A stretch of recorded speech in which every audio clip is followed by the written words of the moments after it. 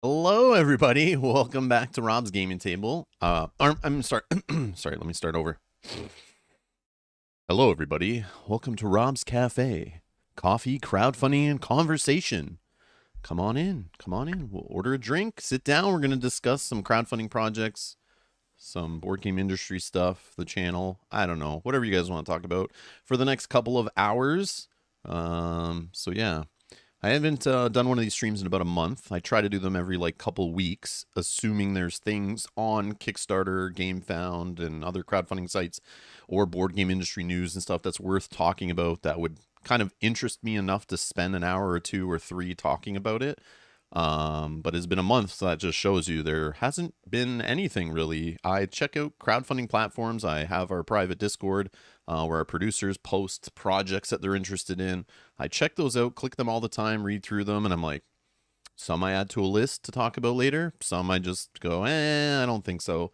Some Mel and I look over and we discuss. I make some notes. So I have some notes. We looked at some of the crowdfunding campaigns going on. But I was getting asked over and over again, when's the next Rob's Cafe? When are you talking about this project? When are you doing this? You really need to do one of these. There's so many games and so many things.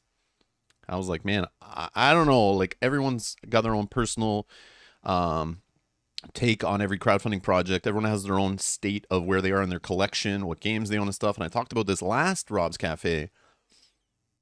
If you're coming here to look for what's that called? Justification for what you backed, and you're hoping I say great things about all these games you're interested in, or maybe you're here to be talked out of backing things. Again, this is just my personal opinion on things. You need to decide based on your financials, based on your experiences with these publishers, these type of games, these mechanics, your play group, your collection, all that kind of stuff. That's up to you.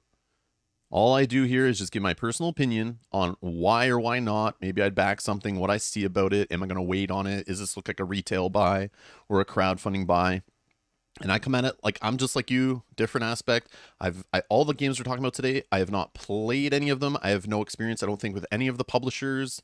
So I'm just going on what they're throwing on their crowdfunding pages, what other people are saying out there who've played some of the games, watching some playthroughs, some rules videos, reading the data they post online, their marketing fluff, all that stuff. So I was asked to do this, but I didn't want to do this one. I still feel like there's not much to talk about. So I'm still gonna fill a couple hours here talking about it, but it's I'm not really excited about anything I'm seeing on crowdfunding, to be honest. And that's good.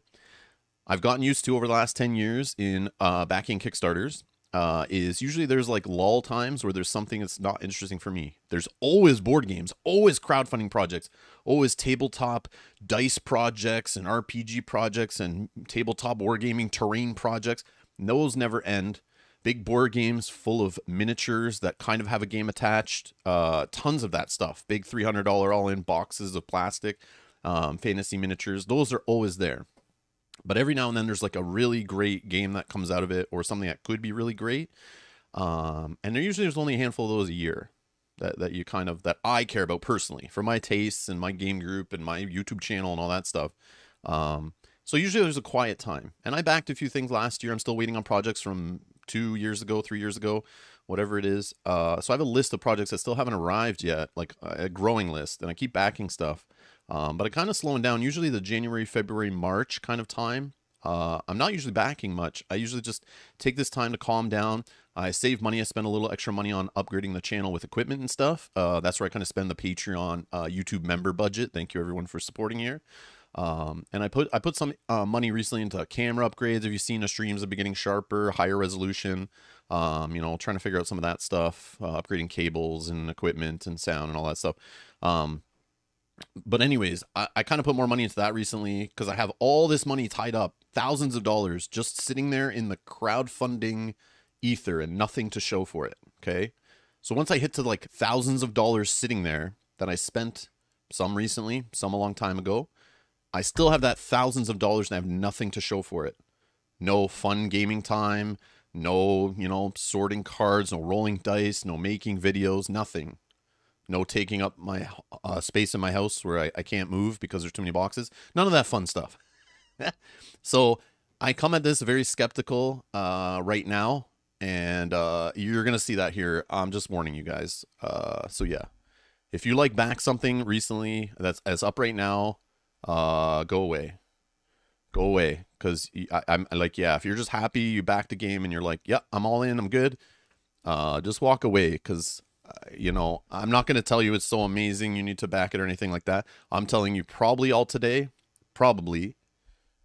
I won't spoil much, but, I just why I'm not backing things or why I'm not interested. And you guys will know this if you follow the channel long enough. You'll know why and stuff like that. But there are some interesting projects. Don't get me wrong. There's some interesting projects I would love to play. I'd love to have those games on my table. But just again, right now, financials, there's some trickery going on. So yeah. Hello, everyone joining live. Hello, hello, hello. Hello in the chat. So Sajat popped in, says, cannot be here, unfortunately. What's it? But how are you saying that in the chat if you can't be here? I don't get it. No, I'm just joking. But to give you clam chowder, I'm backing 51st State Ultimate, already own Master Set plus 2 expansions, like the game, no brainer, and that's it. I assuming you're backing just the new stuff that's in the campaign for 51st State. Please tell me you're not rebuying the Ultimate Edition, which is basically the Master Set plus like 2 expansions or something. Please tell me you didn't go all in on that. You just bought the upgrade kit or whatever. But boom, happy Friday, everybody. Happy Friday. So yeah, hit that like button on your way in. Hit that like button, helps other people find these videos. YouTube will recommend them, that kind of thing. Much appreciated. Much appreciated. Hit that like button. You guys are waiting for me to get to the business. Trying to stall here too, waiting for people to show up. Yeah, those slow people get those notifications. They're like, 1 minute, 1 minute. And then they come in an hour and they'll go, oh, you're going to need to talk about this game. And I'm like, I already did. 1 hour ago, I talked about that game. So yeah, I'm going to save some of the bigger ones for later. And we'll discuss those later in the stream. Hopefully I can get to all of it. I do have a stream later at 3 o'clock. But I do want to get in there early. I see KJ, Cynthia, and I think I saw Kate. Yep, Kate's here. I'm playing Gloomhaven Digital with them later at 3 o'clock. I assume that's still happening. I didn't see any messages or anything saying that's not, or it's delayed or anything. They can let me know in the chat. But I've really been thinking, I've been pondering all week about changing my character in that Gloomhaven Digital campaign. So I kind of want to get off early so I can get in there if KJ gives me the multiplayer code early and go in and create a new character. But I want to discuss it a little bit. Maybe they can talk me out of it. But yeah, I kind of want to be done this earlier than 5 minutes before the next stream. So yeah, we kind of have a hard stop. I'd probably say around 2 o'clock. So 3-ish hours I can go max. So maybe we could do this quicker if I stay on track. But feel free to derail me. Feel free to bring up games in the chat. I'll tell you once we got through all of them. Feel free to give me your comments, your feedback. This is a two-way street. I'm doing this live. This isn't just a YouTube video where I blab on about a game that I've seen online, scrolling through a Kickstarter page, giving you my thoughts, and we're done. This is I'm here and I do these, and we're in the cafe because this is a two-way street. We're doing a conversation. I'm meeting with you guys. We're getting together, and we're going to discuss these games. I only have the information I have to go on. I've not played any of these games, like I said. I'm going on what I've spent time looking at. I haven't gone super deep into some of these things. Maybe some of you have. And you guys all have different gaming experiences, different tastes, different budgets than I do. I love hearing other people point out things that maybe I'm not seeing and helping me out. And I love when you guys bring up games that are like, oh, this game's like this game. And I'm like, oh, I didn't even know about that game. Let me look into that. Or this company has this track record based on this. Or I'm currently in a crowdfunding campaign from that company and they're screwing us over doing this. Like, because I didn't back that stuff. I don't know, Like, so I love hearing that insight. So feel free to chime in the chat, and if you're watching this later, open the chat archive and check the chat out as you're watching and get other people's info. It's not just my info here. This is like the whole community. We're all gonna give our 2 cents. So yeah, I want to hear what you guys have to say for some of these games, and some I'll try to go through pretty quickly so we can spend some time on the ones I'm more interested in.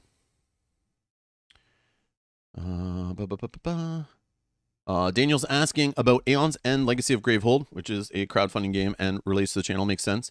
I got the email last night at midnight, obviously automated, saying I should have the game on Monday. When we start it, I don't know if I'm going to rush into that one and start it right away. Might give some time for some people to play it themselves who got it, because obviously it's a legacy game. It's filled with spoilers, cracking open envelopes and boxes and stuff.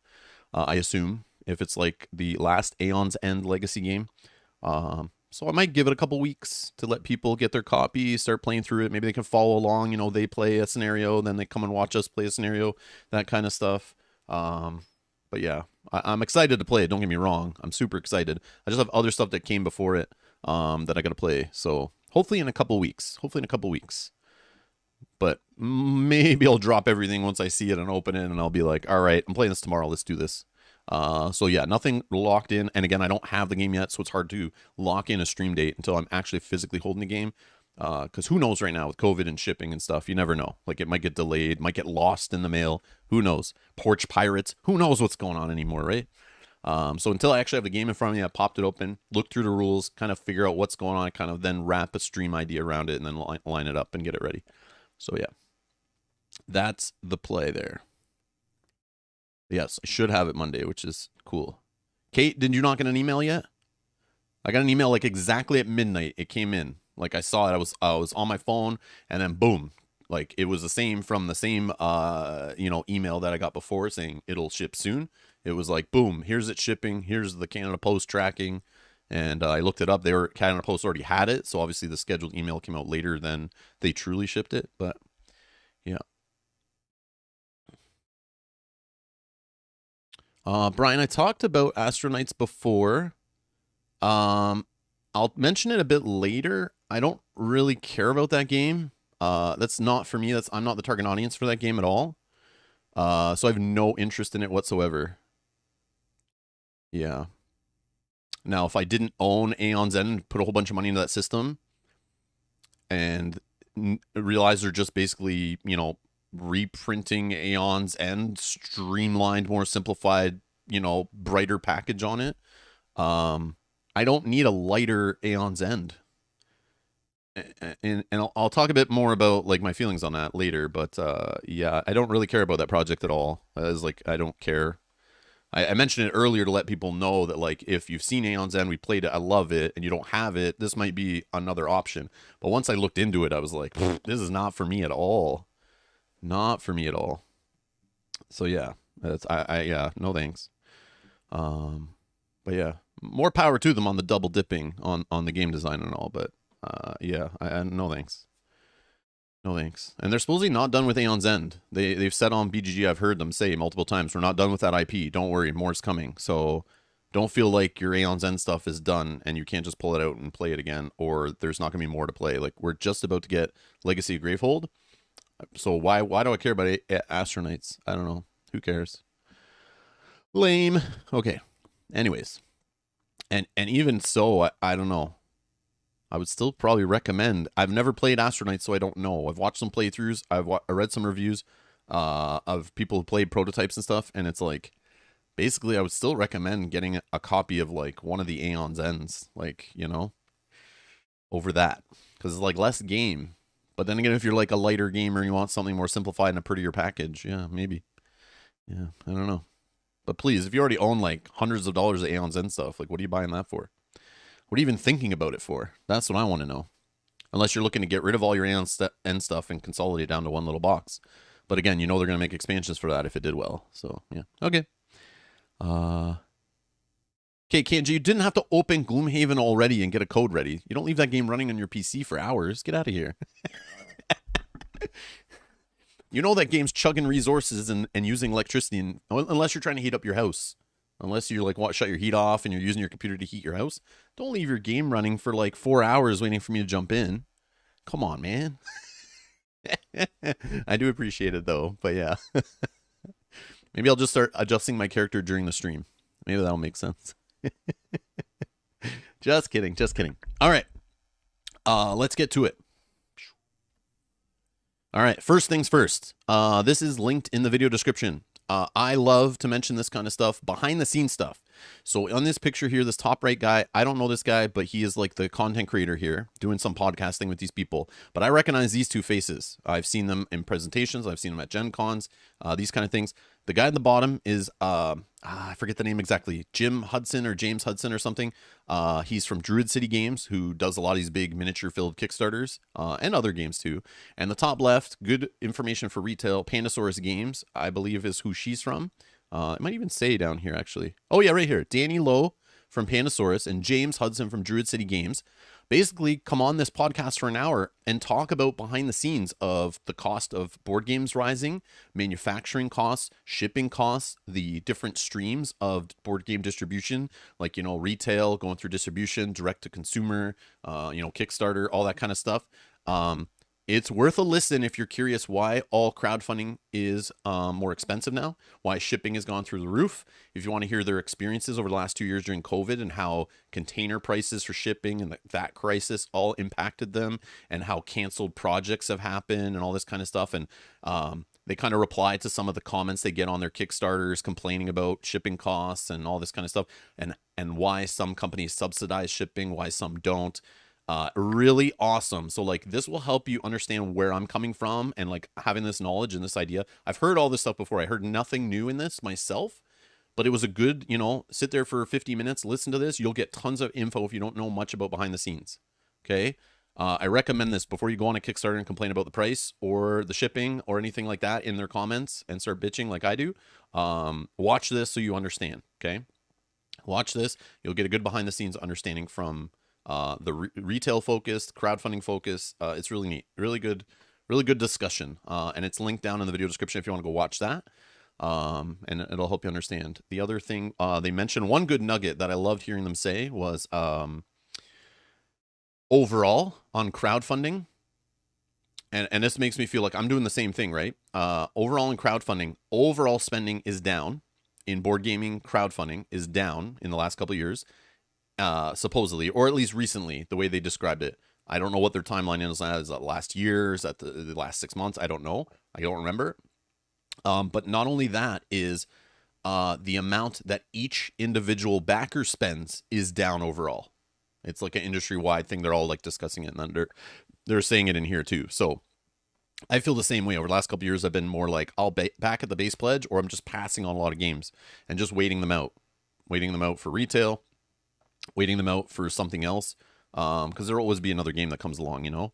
And we've seen some games have obviously gone against that, but overall, like averages and that kind of stuff, it's down. Okay, so I was like thinking I'm not spending enough on Kickstarter lately in crowdfunding, but I'm not the only one. It's what I'm getting at. All right, so check that out. Yes, Brian, get back to work. Have a wonderful day, everyone, and I hope to catch the end of Gloomhaven this afternoon. Awesome. Have fun at work, sucker.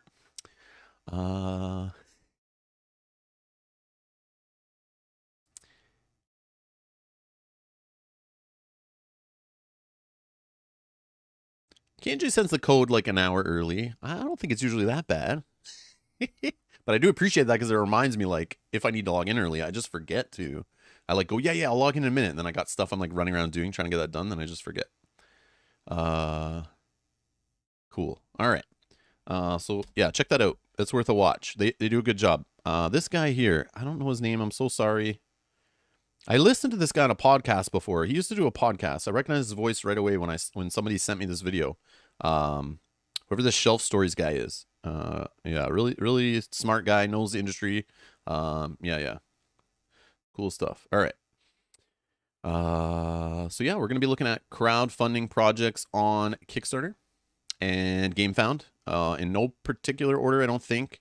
But I did mention on the last couple streams, people have been asking for this. When's your cafe? And I'm like, there's just a lot of junk out there. I've been searching, and I'm not finding much good. So, which is good for my bank account and allows me to spend stuff elsewhere and not feel so bad that I have all these other projects that I haven't delivered yet.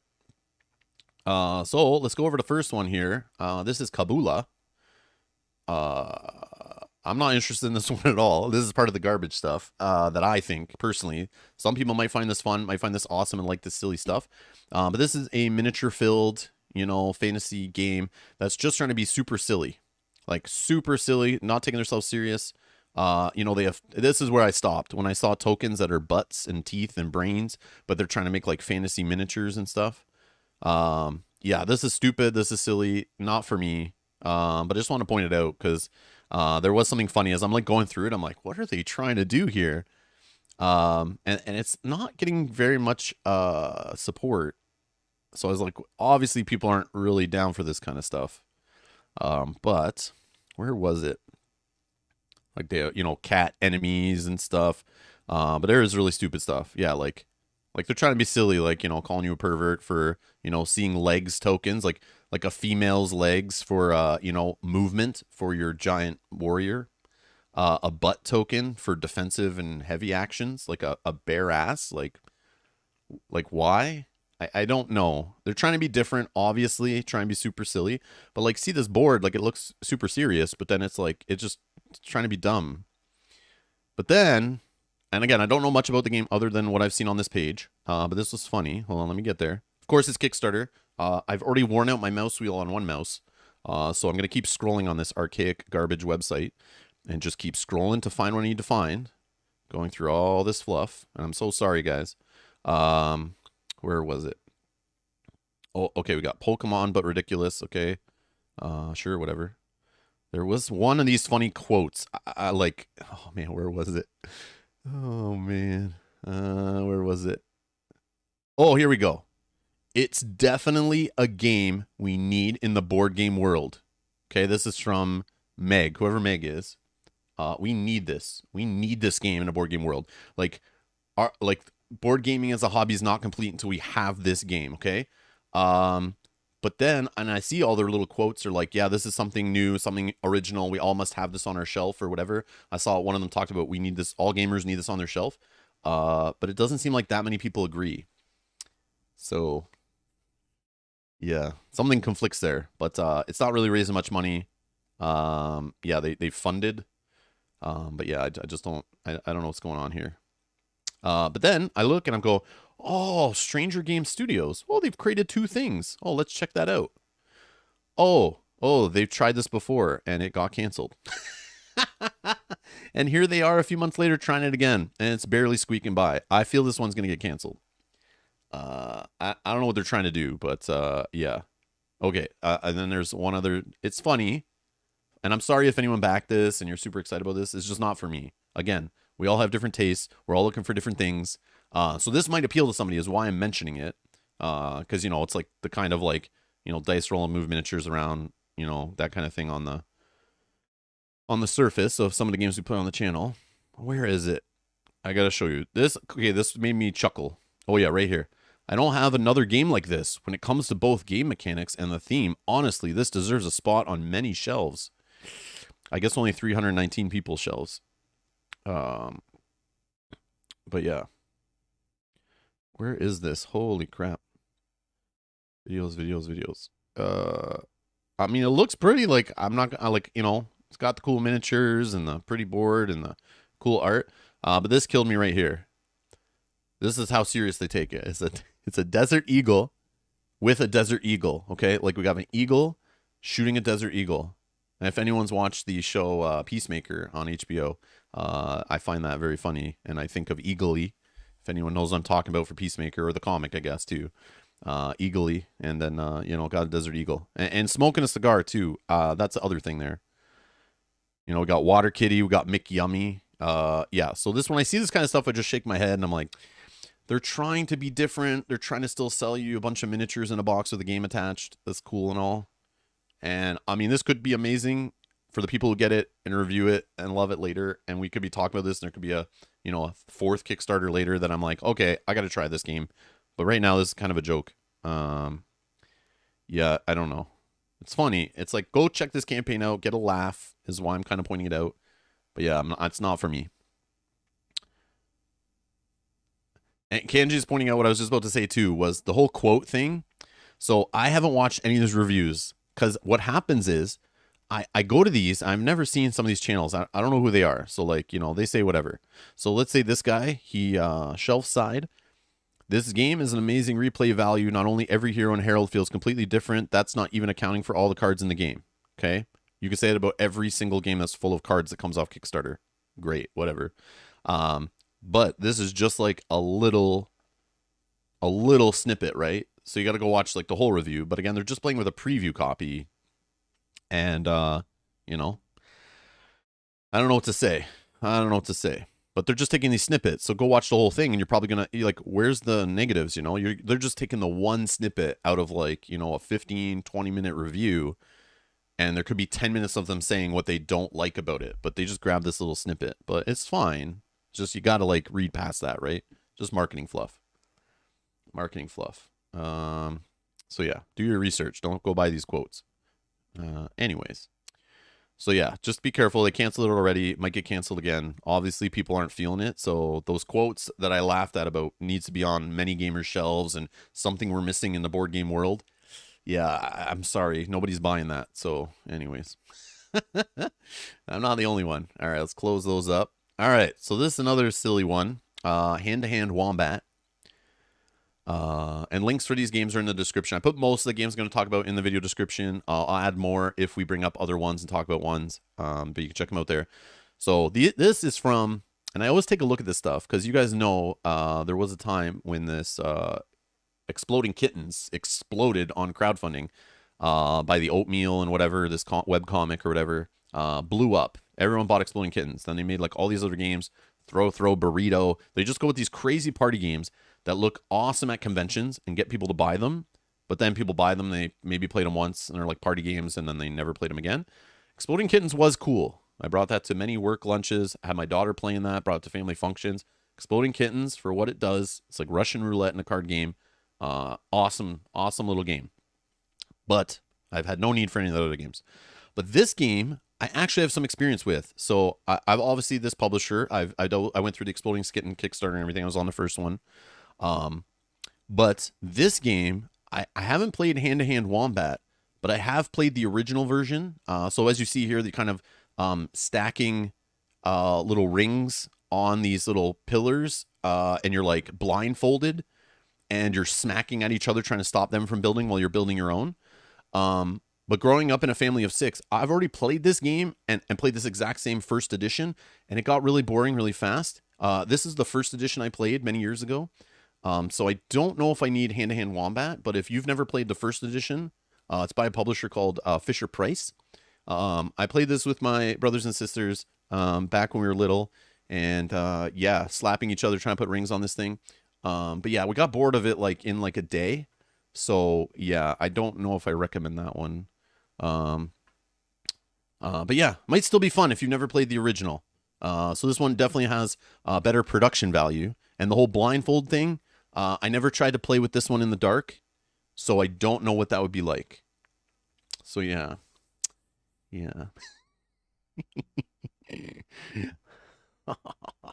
All right. Now serious stuff. Serious stuff, okay? So this game, Earth, I was like, okay, cool. It's one of these games, engine building, hand management, tableau building. Okay, I have a bunch of these games and I do love them. And they have the beautiful table presence. This reminds me of Wingspan, Everdell. It's got the tableau building. I love engine building. I love beautiful components. I love simplified design. Just looks pretty on the table. I have many gamers and family members and stuff that I can easily play a game like this with. And I was kind of looking at it. I watched a little bit of a playthrough. And then I was like, oh, hold on a sec. This is not very common to see on crowdfunding usually.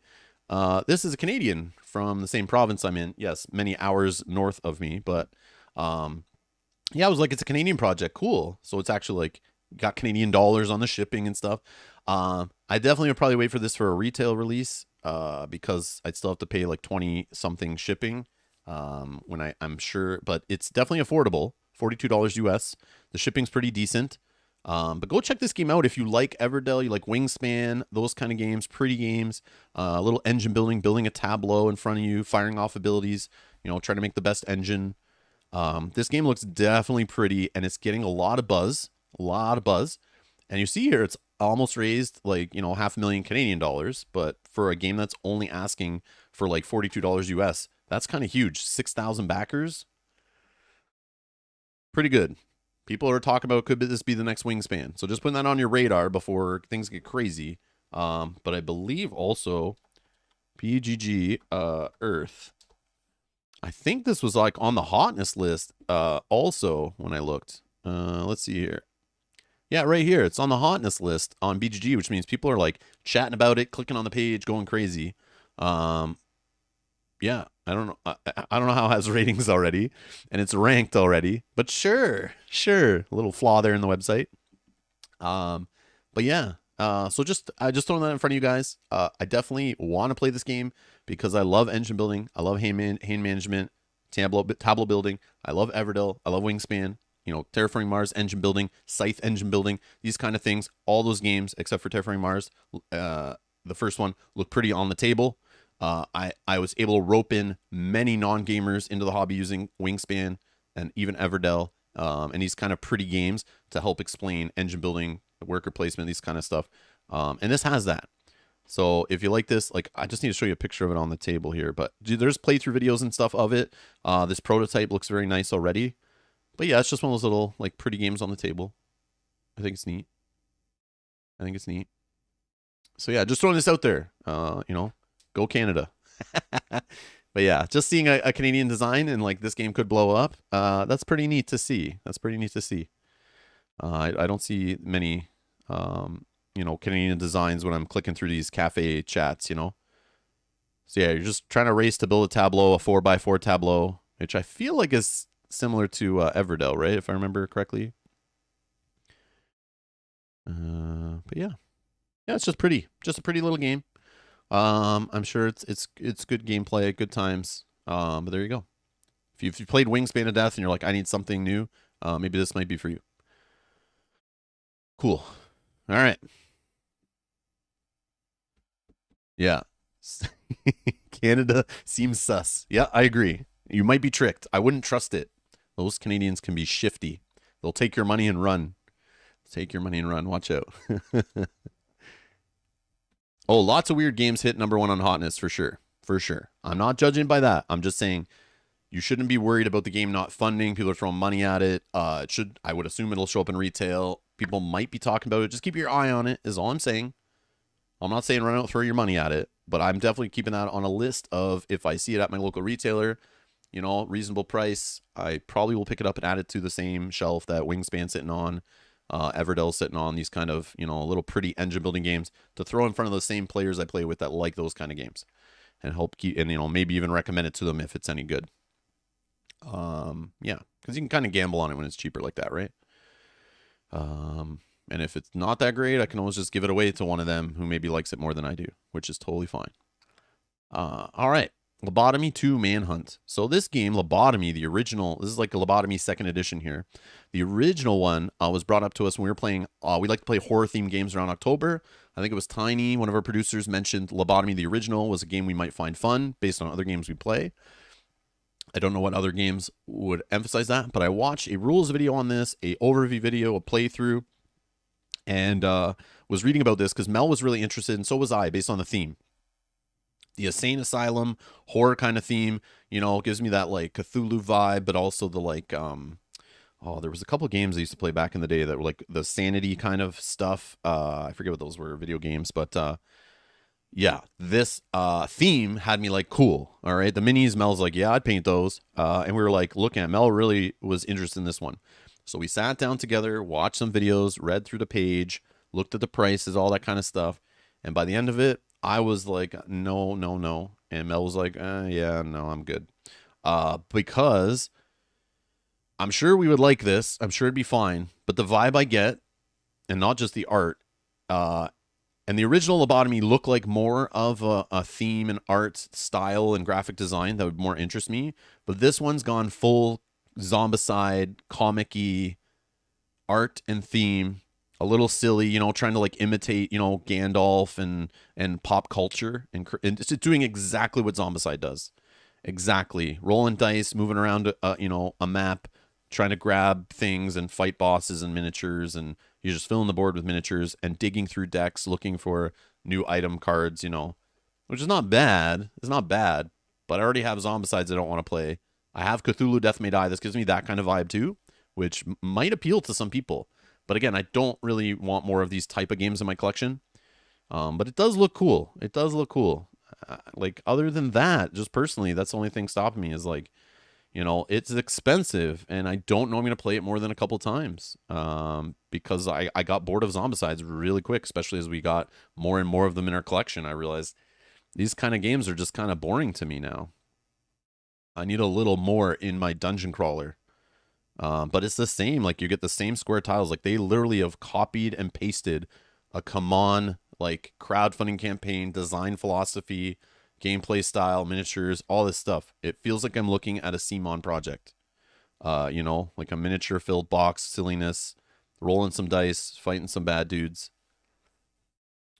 But yeah, that's all. That's all. So that's why I'm not interested. I was interested in the theme. I'm like, man, I like that idea of the sanity and the, you know, but it's like I already have that in Cthulhu Death May Die, and I want to still play that more and grab expansions for that, even if I want to play that type of game anymore. But yeah, I'm not really. I can't. There's an intro pledge that's not too bad. The euros, I'm not sure. I want to see this in a different currency. That would be good. Let's switch it to US, I guess. But it's not really doing like it hasn't even got 1,000 backers yet, which is another like red flag to me. I've read from people the first Lobotomy. This seems very similar. It's just like a second edition. They're kind of mad they didn't add more expansions like they said they would for the first one. They decided to just start over. So if you already own Lobotomy, I'm not sure if you need the second one because it's supposedly like more of the same. Just, you know, they took some feedback from the community and tried to make a better game. And the first Lobotomy happened in like 2017, I think it was, so not too long ago. But yeah, this is the second edition of it. So if you passed on the first one, maybe you want to look at this one, and maybe it's doing something more for you. But just want to point that one out there. It seems like a pretty heavy weight though, which is interesting. For the first one, okay, the first one, you know, it's doing okay. But this is the first one, only 7.2 rating on BG, which is still great. Like nothing wrong with that. Nothing wrong with that. But yeah, I don't know. This one doesn't have much info. But yeah, just something to look at. I was like, man, when Mel gets excited about a game, just like on the surface and like, oh, we should check this one out. I'm like, yes, that's approval. Let's buy this. But then I'm like, slow down. Let's do some research and make sure. I don't want this game to come. We spend $200 and we play it once or twice and we're like, oh, okay, cool. Next. Like, that's not really worth it. $100 a play isn't really worth it. I don't know. It could be amazing. But again, you know, oh well, there'll be another awesome miniature filled game next week that'll pop up on crowdfunding. There's always another one, and there's ways to get in late pledges. There's ways to get it on the next Kickstarter. If this game blows up and people love it, you better believe there'll be a crowdfunding campaign for an expansion later. But I just want to point that out there because it seems like it might fit to our audience. Some of the games we played on the channel might fit in the same category. So yeah. So let's see what you guys are saying about this stuff. Kanji says, Lobotomy, I definitely backed. I love the theme. At the end of the day, it's another dungeon crawler. But I like that it could be something happening or the player's just suffering from a psychotic episode. Yeah, that stuff seemed neat, but I don't know. I just looked at the missions and the idea of how the missions work, and it just seemed like you're playing a zombicide. Yeah, I don't know. I feel like it'll feel too samey over and over again, like trying to play through the little campaign and stuff. But I could be wrong.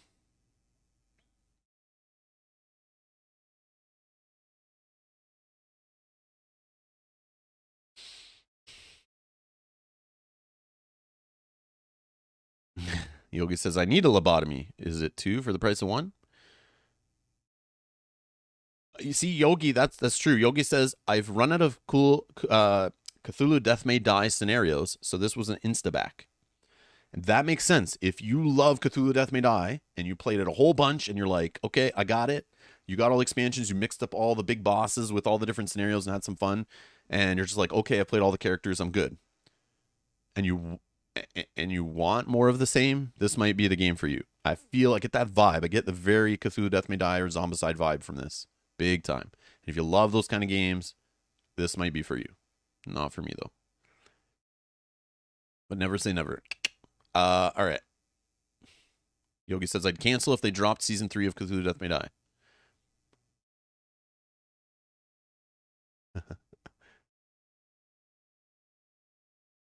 Plenty of minis to keep Mel busy and out of trouble. That's true. See you later, Matthew. Hey, Successful Geek. Happy Friday.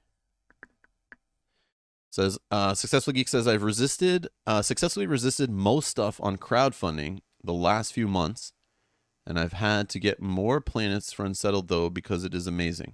Oh, we will touch on Unsettled later for sure.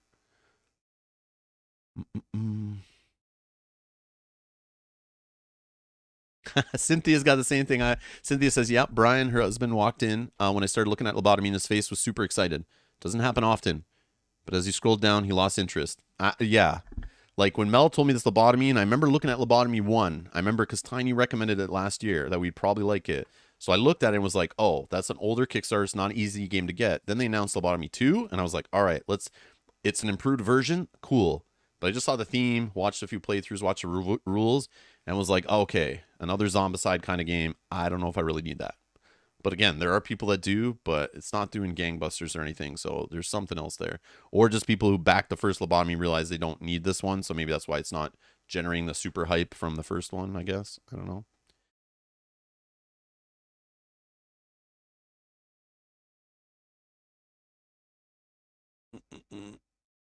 Ken says, you could be right. To be fair, Lobotomy does have that vibe. I'm hoping to keep with what they promised with the theme. Cool. Yeah, I mean, again, I'm not saying this game is bad or anything. I'm just telling you guys why it's not in my collection. You don't have to justify it while you're backing it. Because again, we have different tastes, different collections, different finances. You know, we're looking to fill our collection with different things. Trying to look for, some people are trying to look for new experiences. Some people are trying to look for more of the same. But here's the problem right now. I'll talk a bit more about it later. Is I'm seeing this in board gaming crowdfunding, in board gaming kind of in general, and you'll see this theme as we talk about all these games today. And maybe why I'm getting less excited about stuff is we're getting sequel-itis is definitely hit board gaming. It's been in movies, it's been in video games, TV shows, all this stuff. Companies are playing it too safe. They're playing it too safe. They all just want to copy what's been successful or just repackage the same thing that made them money over and over again. Because they know people will buy it. It's the safe bet. Everyone's trying to play it safe. So this company here is trying to just make it more like Come On projects, which make millions of dollars. They're trying to play it safe, okay? They're trying to just copy that same thing, do the same thing. That's why Simon keeps releasing the same kind of games over and over again. It's just safe, right? They just make the money. They do the same thing, keep it safe. Everyone's afraid. They take gambles. Nobody backs them, right? So now it's kind of like showing that we're just kind of getting the same things over and over again, right? So I'm just like, how many Marvel movies do I need in my movie collection? That kind of thing. You know what I mean? Like they're just doing the same thing over and over again. But that's fine, I guess. And it's great for people who get into the hobby. They'll always have something to pick from that should be quality, right?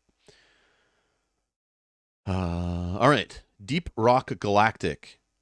I look at this one and I was like, no thanks. But then I look to the right here and I see, holy crap, 2 million, almost 3 million Canadian dollars here. And if I switch it to US, yeah, 2.2 million US dollars. I'm like, what the hell? 15,000 backers? Nobody even told me about this game. I had no idea until I was browsing Kickstarter the other day. And I was like, why? Why did nobody tell me about this? What's the deal? Then I learned, okay, Deep Rock is a video game. Okay, it's on Steam. Overwhelmingly positive. People love this as a co-op FPS. A co-op FPS has a super huge fan base, great ratings on different websites. It's loved amongst the video game, PC gaming, Steam community. They love this game, okay? Hardcore fan base. Gives me that kind of Borderlands vibe, you know, the aesthetic of it. You got dwarfs mining, you know, first-person shooter, getting crazy weapons, collecting, upgrading, trying to mine, fight waves of enemies, that kind of stuff. Looks neat. It's also, I think, half price right now. Where was it? Yeah, it's 50% off right now if anyone's interested in this game. I clicked on it just to see what the big deal was. But yeah, it's on sale right now. People love it. So if you like these kind of games, want to work together with people in an FPS and play as dwarfs with, you know, sci-fi weapons and stuff. Yeah, I never heard about this until I saw the board game. But the board game, though, it's got to fit that audience. It's kind of like a lighter game, 2.0 complexity. This board game, I was like, okay, cool. Miniature-filled board game based on that theme. Sounds kind of neat. But then what I realized is this is a pretty light, you know, dudes on a map, rolling dice, racing through the scenario, trying to collect gems and fight miniatures on a static kind of board. I mean, it's not static. It does change. It's like a dungeon racer. I don't even know how to explain it. What I was reading about it in the videos I watched. But just throwing this out there again, might fit the audience of the channel. We play lots of miniature games and, you know, this kind of stuff. Not really for me. A little too light, it looks like. But for people who like that video game style and might want a game like this in their collection. But yeah, another miniature-filled Simon feeling project. I don't know. Feels just like those kind of games. So yeah, just throwing that out there. But again, this is like, I'm like $2.2 million. What the hell? But if this company's never oh, it's by Oli Steinus also, who makes one of my favorite worker placement games, Champions of Midgard, and also did the game Police Precinct, which is hilarious. It's one of the first Kickstarter games I ever backed. You know, it's a little rough around the edges, but back in 2013, maybe it was the second, I don't remember, but it was one of the Kickstarter campaigns I backed way back in the day. This Police Precinct cooperative game, police theme. It's like Pandemic kind of putting out fires cooperatively. But I liked it. I had fun with it for sure at the time. Back in 2013, this was pretty cool. But I had the first edition, which was kind of not that great quality-wise. But Champions of Midgard, I love this game. So I was like, Oli Steinus, okay, cool, same designer. But again, it's more of like a lighter... oh, I closed it already. More of like a lighter game. But yeah, not really interested. But yeah, I was like, $2.2 million. What's the deal there? What's the deal? And Beatles internally, thank you for subscribing. Thank you, thank you, thank you. I just saw that. I'm so sorry. Also, Jacob, thank you for subscribing earlier. Sorry, I missed those. I don't have earphones in, so I'm not hearing the notifications. Okay.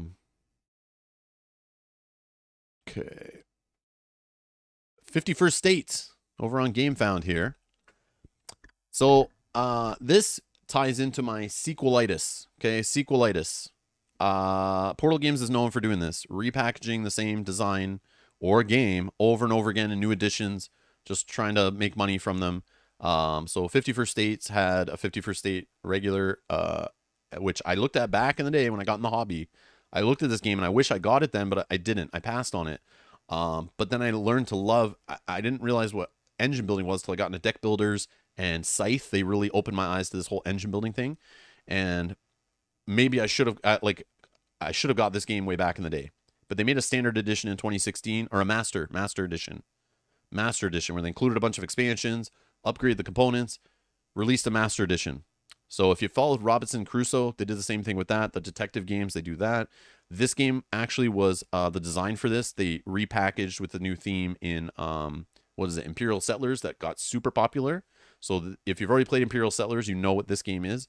This has a kind of like a post-apocalyptic Borderlands kind of theme to it. Mad Max, I think. It's engine building. Watch Rodney Smith's How to Play on the master set.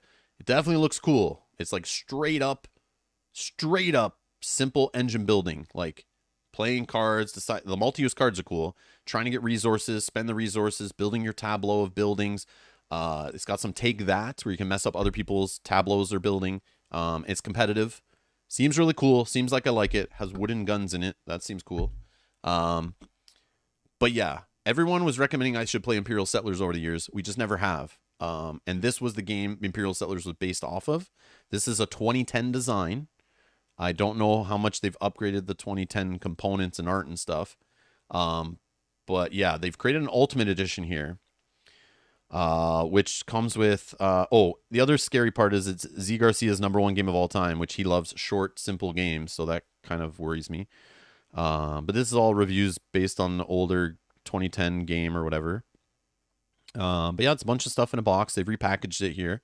So they put all the expansions in it. If you already own this game, they've added a new expansion on here. And I think like a new faction or something that you can get, and upgraded tokens. They have some FOMO pre-order bonuses here that you can get only on crowdfunding. So here's what's in the box. So they've upgraded the tokens, screen printed on the wooden components, game found exclusive. But you know this game's coming to retail. Portal Games brings everything to retail just without screen printing on the wooden components, I guess. I don't know. But here's the problem with this game. So when I saw them bring out the Ultimate Edition, I'm like, wow, people still care about this game. I cared about this game 10 years ago. Oh, maybe I should get it. It's engine building. I'm a sucker for that now. I come at it with a different, like looking through a different set of glasses, And then I go here and I'm like, oh, I want to buy 51st State Master Set. And then maybe I'll just back the upgrade stuff. And I'll get this game and play it because I've seen this game at stores before. So then I go here and I look for the Master Set, which has like 90% of the same stuff in it. And I'm like, oh, it's a $35 game? The Master Set that's loaded with stuff, the original Ultimate Edition of this game. $30 game? Okay, it's out of stock, so they're not printing anymore. And they even say that on the crowdfunding campaign. You know, they try to do the FOMO. It's out of print, so you can't go find it. So this is the only way to get it. You know, that kind of thing. If I find that posting, so that was kind of lame.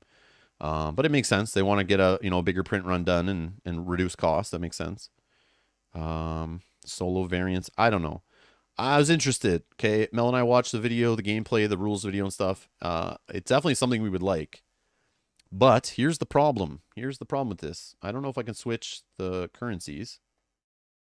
And I know games have gone up in price. That's why I shared that video at the beginning to show you guys, like, yes, paper costs more, manufacturing costs more, plastic costs more, shipping costs more. Makes sense why this game is this price. I'm not knocking that, but it still comes to the consumer side. I'm the consumer. My answer to that is, these publishers say, sorry, you have to pay more for shipping, you have to pay more for your board games now. And my answer to that is, okay, yes, I have to pay more, but I'm not going to spend more on the hobby just because you raise your prices. So I'm going to spend less. I'm going to buy less things. That's my answer to you when you're like, sorry, it has to cost more. But anyways, and that's fine. So I don't know if this 2010 basic engine building game is worth the price of. So if I want to pledge on this, the Ultimate Edition, it's an $89 US game. Buying it here. If I pay for all the upgraded components, obviously it's going to be more. Where's shipping? And then, again, I'm not mad. They have to charge the shipping. I understand. I don't know why this is scrolling again. It's like loading stuff here. This is super frustrating. But to ship it to Canada, wow. Every time I move my mouse over this, it's doing it again. Every time I look at the shipping, so 26 euros for the ultimate pledge. Okay, 26 euros. Okay, if I want to get this game, 26 EUR to USD, let's say. That's $30 shipping, okay, which I wouldn't have to pay if I bought the retail edition. Also, the MSRP, is going to be less because I'm not getting all the Game Found crowdfunding upgrades. I want this game, but I couldn't. When I saw the price and I tried to find Master Set, and it's a $35 game. So what's the Ultimate Edition should it be now? $50? Okay. So $50, but they're asking for $90 plus another $30 for shipping. So we're talking $120 game. 4 times the price, 3 point something times the price for a 2010, 2010 quality of game, complexity, mechanics, game design, art, all that stuff. It seems like it's the same game from 2010, maybe prettied up a little bit, wooden components with screen printing on them, but it's still the same game from then, right? We've come a long way in games design and engine building games, adding more to the game, my taste and that kind of stuff. I would love to grab this game for $50, $60 at retail. No problem. Throw it on an order, get it, play it, have some fun, messing with my opponent's engine building, drafting, card drafting, hand management, all that stuff. Super cool. Super cool. But just buying it through here with all the increased cost for the added fluff and the shipping for having it direct to consumer, I can't. It's not blowing my mind that much. But it makes sense. It's a safe bet. Sequelitis. They're just repackaging the same thing. They made money on this before. There's new players in the hobby. They're just looking to make some money on crowdfunding. It makes sense. They have to keep their business going. Do I wish this was some new cool game with a new design we've never seen before? Yeah, but whatever. Not everyone has this game. So there you go. But it does look cool. It does look cool. Don't get me wrong. The gameplay itself looks really neat. And I know I would have fun with this game and love it. But I just can't drop 120 US, which doesn't convert to Canadian. Yeah, we're talking like the same price range as like, what I spent on like Oathsworn here for this like, lighter engine building game that Z Garcia loves. And we know Z Garcia complains when a game takes more than 30 minutes and has more than 18 cards in it. So shots fired. But just a different taste, right? He has a different taste. So I don't usually align with what he likes to play. But I think I would like this. So yeah, I just can't like gamble on it that when this will show up at retail at like 50 or 60 bucks. And I don't need screen printing. So yeah. All right, let's see what you guys are saying on this one. Because I know a lot of people have probably played this or Imperial Settlers. And how are you feeling about those games in 2022? They're still holding weight? Are they getting played? Or if people move beyond these games in the industry? That's what I want to know. That's what I want to know. All right, let's see what the chat's saying here. Yogi says insta back with a bunch of exclamation points. Again, it makes sense. If you already have this game and you love it, there's new stuff in here you need to back. There's a different expansion right here. I should say that. $15 to get a little expansion. You know, you'll be paying, $20 shipping on it. Probably more shipping than the cost of the item. Oh, come on. Why does it keep doing that? I click shipping and taxes. And then it like scrolls.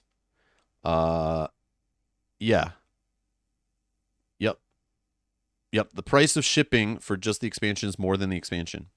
Unfortunately, that's the world we're in right now. But that'll show up at retail. No Man's Land. Oh, they have group pledges if you have a bunch of friends. I like when they do that stuff. Yeah, so this is the expansion that's new. But there's like an upgrade pack I thought I saw. But anyways, yeah, so if you already play this game, you love it, and you want more, there's an expansion here for it. But for me, I'm new, I've never played it. I would probably be looking at this pledge level, which is why I'm running away. That's why I'm running away. All right. Let's see. Successful Geek says, I have Imperial Settlers, enjoy it, and like the theme more than 51st State, so I think I'm good. Yes, you are good. And that's what I got from people was like, they did the Imperial Settlers theme on the same design, and people ate that up, and that game was super popular for a bunch of years. So like, but this theme appeals to me more. And it's cool. This was like one of the first games I was kind of interested in when I got into the hobby. I remember looking at this game, but I didn't understand like what it was trying to do, and it didn't look as cool, right? It's just like, I don't know. It was card play at the time. I didn't know I was really into that kind of stuff and engine building and stuff. So I was a newbie at that time. Yes, Locutor, yes. Imperial Settlers reskinned this game. It's literally a reskin with like a lighter, friendlier theme. So if you find the mechanics of this interesting, go look up the game Imperial Settlers, because it's the same game, just might be a better theme for your gaming group. Or you may already have that game in your collection and been there and done that, so you know. Imperial Settlers is a great lightish game, and this is a lightish game. I watched the whole rules video of it. It's like super short because there's not much going on here. This is a straight engine builder, just like you'd get like Star Realms as a straight deck builder. This is like pure, just focus on like one kind of system mechanic kind of thing, with no extra fluff have we gotten to now where like they're trying to jam more systems in a box. This is not that.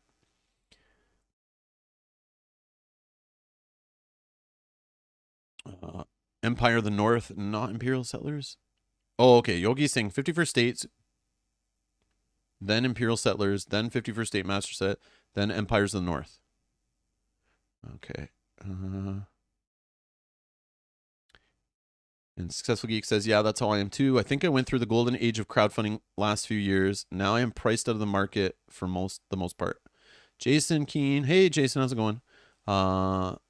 Says, I agree, Rob. I personally haven't bought much the last year. I only have 4 games I'm waiting for that I backed. Yeah, I'm like at like 10 or 15 games that I'm still waiting on. And a lot of them I put hundreds of dollars in. So it's like I'm in the thousands of dollars just waiting for things to show up and play. So it's like, why do I need to add more to that? I don't know. And the thing is, like, a lot of these games I'm looking at today are in similar categories to games I already own or games that are still coming. So why do I need a game that's similar when I'm not even sure I'll originally like the other game I bought that I chose over it or whatever,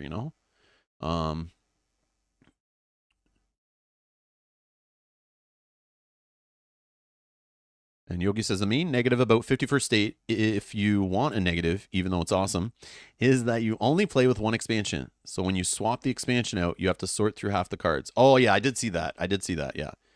Which is kind of like deck builders do that too, right? Like I picture Marvel Legendary, like, you set it up, you shuffle all the stuff together, and then you got to separate it after, and it's like that's the only pain in the butt, but that's fine. That's fine.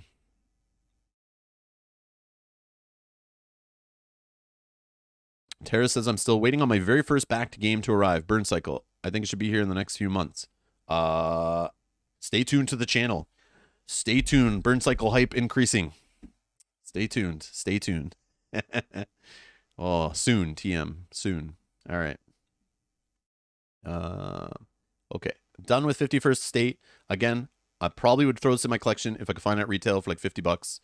I doubt they'll reprint the master set, but maybe the ultimate edition is closer in price. Like even if it's 50 US, I still would pick it up for that. I still would try it out, but I don't need the extra fluff and the markup on crowdfunding, right? All right, now some serious stuff. I've been holding off the whole time. This is what everyone's waiting for. This is the game you guys all want me to talk about. I know this is why you wanted the Rob's Cafe. Was this project here. I know this is what you guys are all excited. Everyone's backing and talking about. Fold the Socks. Sock folding family board game. Okay. I think the site's broken because it only says one backer at $1, but that can't be right. Anyways, let's go over this one in depth. I know I've been holding the best for last, and I know you guys want to know about this one. Tons of buzz online about this one. Be a winner. Fold the Socks, grab, match, and fold. Okay. Start the game by grabbing 5 socks out of the bin. Examine your socks pile for matches. Certain socks will have special utility, which you can use at the start of your turn. Players now take turns pulling socks from the bin to complete matches. Objective of the game is to have the most amount of matched socks before the last sock is pulled from the bin. Okay? And like, I'm usually harsh on crowdfunding campaigns that go into the components and the table presence first, but this campaign, I love the way they started with how the game works. Tell me why it's fun, how it works right up front. Don't hide that way down below or not at all. And what they've done is they put the table presence beautiful image here, like this, you know, look at this game on the table. Amazing, right? So colorful, the plastic components. It's like not a lot of games use fabric components, so this is very unique, right? But I like the way they didn't put this image first, showing you the table presence, just, you know, just like those campaigns show you all the minis and the components. They went first right into it. Here's how it works. I love that, okay? Other campaigns need to take note, okay? They have expansion packs. Expansion socks, sock packs will keep the game fresh every year by providing theme sock sets. So you can like subscribe to this, and you know when you're kind of getting bored of the game or it hasn't come off the shelf in a while, you know an expansion will be coming with new power-ups, game mods, and more. There's stinky socks. During your turn, if you pull a stinky sock, you lose all of your match socks, and whatever you do, don't pull a stinker. Okay, it looks like Drake has approved this. This is officially supported by Drake. He says folding socks on laundry day, he ain't having that. But playing fold the socks game on family game night, yeah, he's feeling that. All right. So that's why I know it's good. So being a fellow Canadian and seeing Drake on this, instantly I'm like, I see why everyone's excited about this one. So yeah. And here's another thing. We're talking about expensive games. This is only $22 for the base set. So this is how, like, I think why everyone's super excited about this one, because even if you only, you know, go in for $22, $40, whatever, it's low risk, right? Like it's low risk, you know, you spend more on movie night or takeout, you know, which is cool. Also Kenny Rogers, know when to hold him, you know when to fold him. I'm sure this is officially licensed. He's behind the game and everything. So that's cool. About the design. Yep. Okay. That's about it. So yeah, that's what you guys are waiting for, right? This is the one Kanji I think was telling me was the game that's on crowdfunding that he backed and I should play or something. I don't remember. Maybe I'm confused, but I'm assuming this is why you guys are all wanting me to do this stream today. Dan says, put a sock in it, Rob. Let's see what you guys are saying about this one. I'm surprised. There's definitely a bug on the website because I know a bunch of you have probably backed this already. But it only says one backer. Yeah, I'm not sure. Oh, Victorium hype. Yeah, Billy, I'm hyped for Victorium. Tobold has a question not related to this one. Would you be interested in Familiar Tales? I'd love to watch you play it. I was interested when you guys mentioned it. I looked into it. I don't know if it's like too family weight for me. I loved we loved Aftermath, but I just don't know if I want to play another game like that right now. Like, I'd be interested to try it, but like I'm not, like, I don't know, it's very low priority right now. Very low priority. But yes, if you like Aftermath, I'm assuming, or you know, that kind of game, if you've seen us play that on the channel, I'm sure it's similar. So it should be pretty good. Oh, Jason Keene says no to fold this. No, not fold the socks. Okay. Okay. So it's not. Oh, Yogi's all in caps. Okay. That makes sense. Yogi seems to back like a bunch of garbage, so this makes I mean a bunch of games sight unseen, so that makes sense. I already own this game, says Jason. It gathers dust in the corner of my bedroom. Oh, okay, okay. Yeah, has anyone played this game before? I feel like my mom used to play this game. I don't really play this game anymore. But yeah.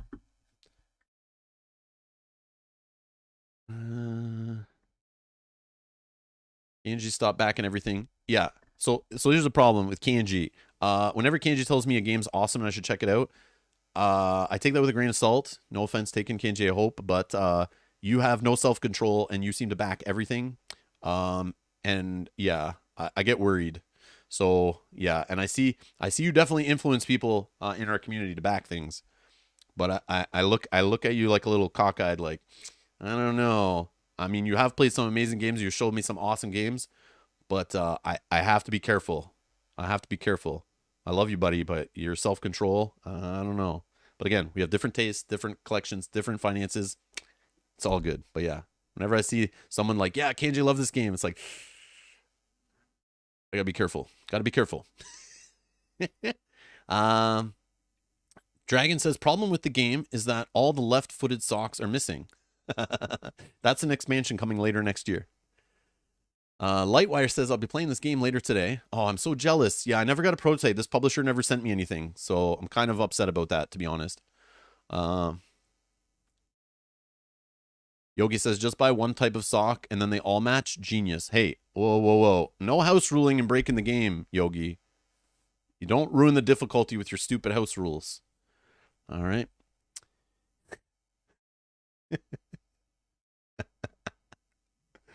Oh, Jason said a little too light of a game for me. Maybe they'll come out with a fold the t-shirts game with more complexity to it. Oh, what does the shipping cost look like? I couldn't find it. That's why I think this is a joke. I think this is not a real campaign.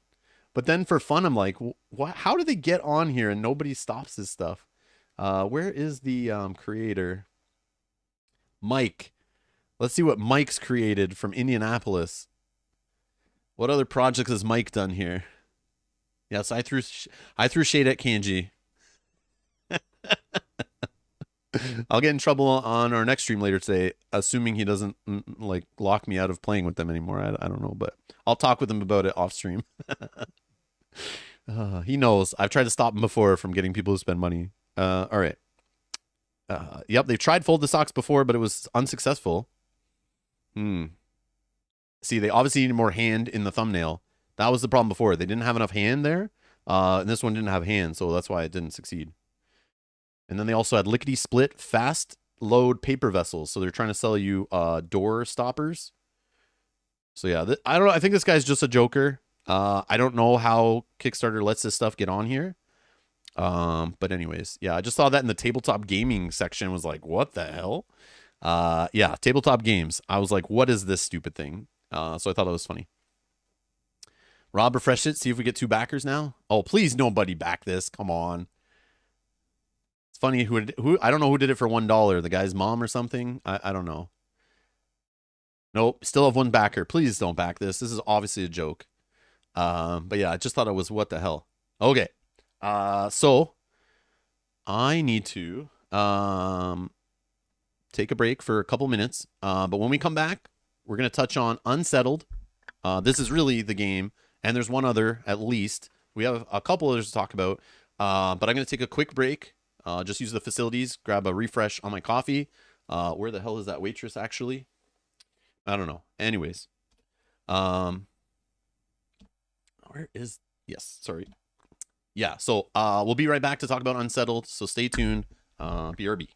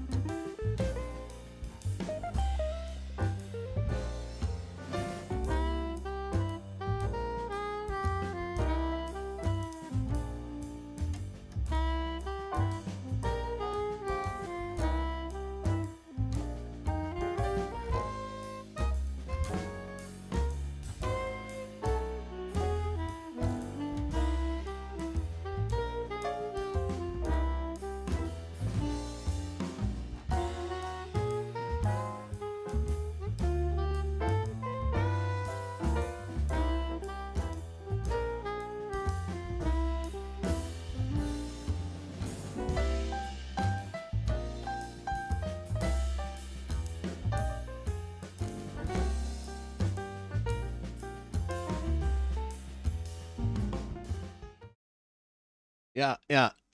And now it's cold, and your scones suck. Okay, jeez. All right. Sorry, I had to stop and try to get my coffee that didn't show up at my table. Kanji's back. Yeah. Yeah, Kanji, I said you have no self-control. And yeah. With crowdfunding campaigns, you do back a lot. That's all I'm saying. You back a lot more than me, and you're always telling people how great things are, which I love. But yeah, I'm just always skeptical. Always skeptical of everybody in every campaign. That's all. So yeah. Sorry, buddy. I'm sorry. I don't mean anything by it. It says LOL. I mean, you're not wrong. Yeah, yeah. I just reminded last week I joined to play Gloomhaven, and I come on the call and they're in the middle of a conversation. She's always trying to get somebody to get a game or interested in a game. And I love it. I love the info dumps, and then he'll start telling me about a game I really need to check out. And here we are, Unsettled. Unsettled. Let's discuss this. Kanji's here. That's good. I was hoping you'd be here for this, because you've played the game. So if anyone doesn't know much about this game, I haven't done it myself because I know there's spoilers involved. Is Kanji Studios has played a bunch of these little planets and has like I think you went all in on the first one and have all the 6 planets. But this is one Kanji was recommending to me and Mel as a co-op game that we would probably love, and I'm not disagreeing. And you see here, let me put it to US dollars. That seems to be usually what projects are kind of keep it all apples and apples. I don't know. So this project's nearing $1 million. Its second time around. This is one of those projects that had a first one a year ago or whatever. It delivered not a year ago. It delivered a few months ago, I guess.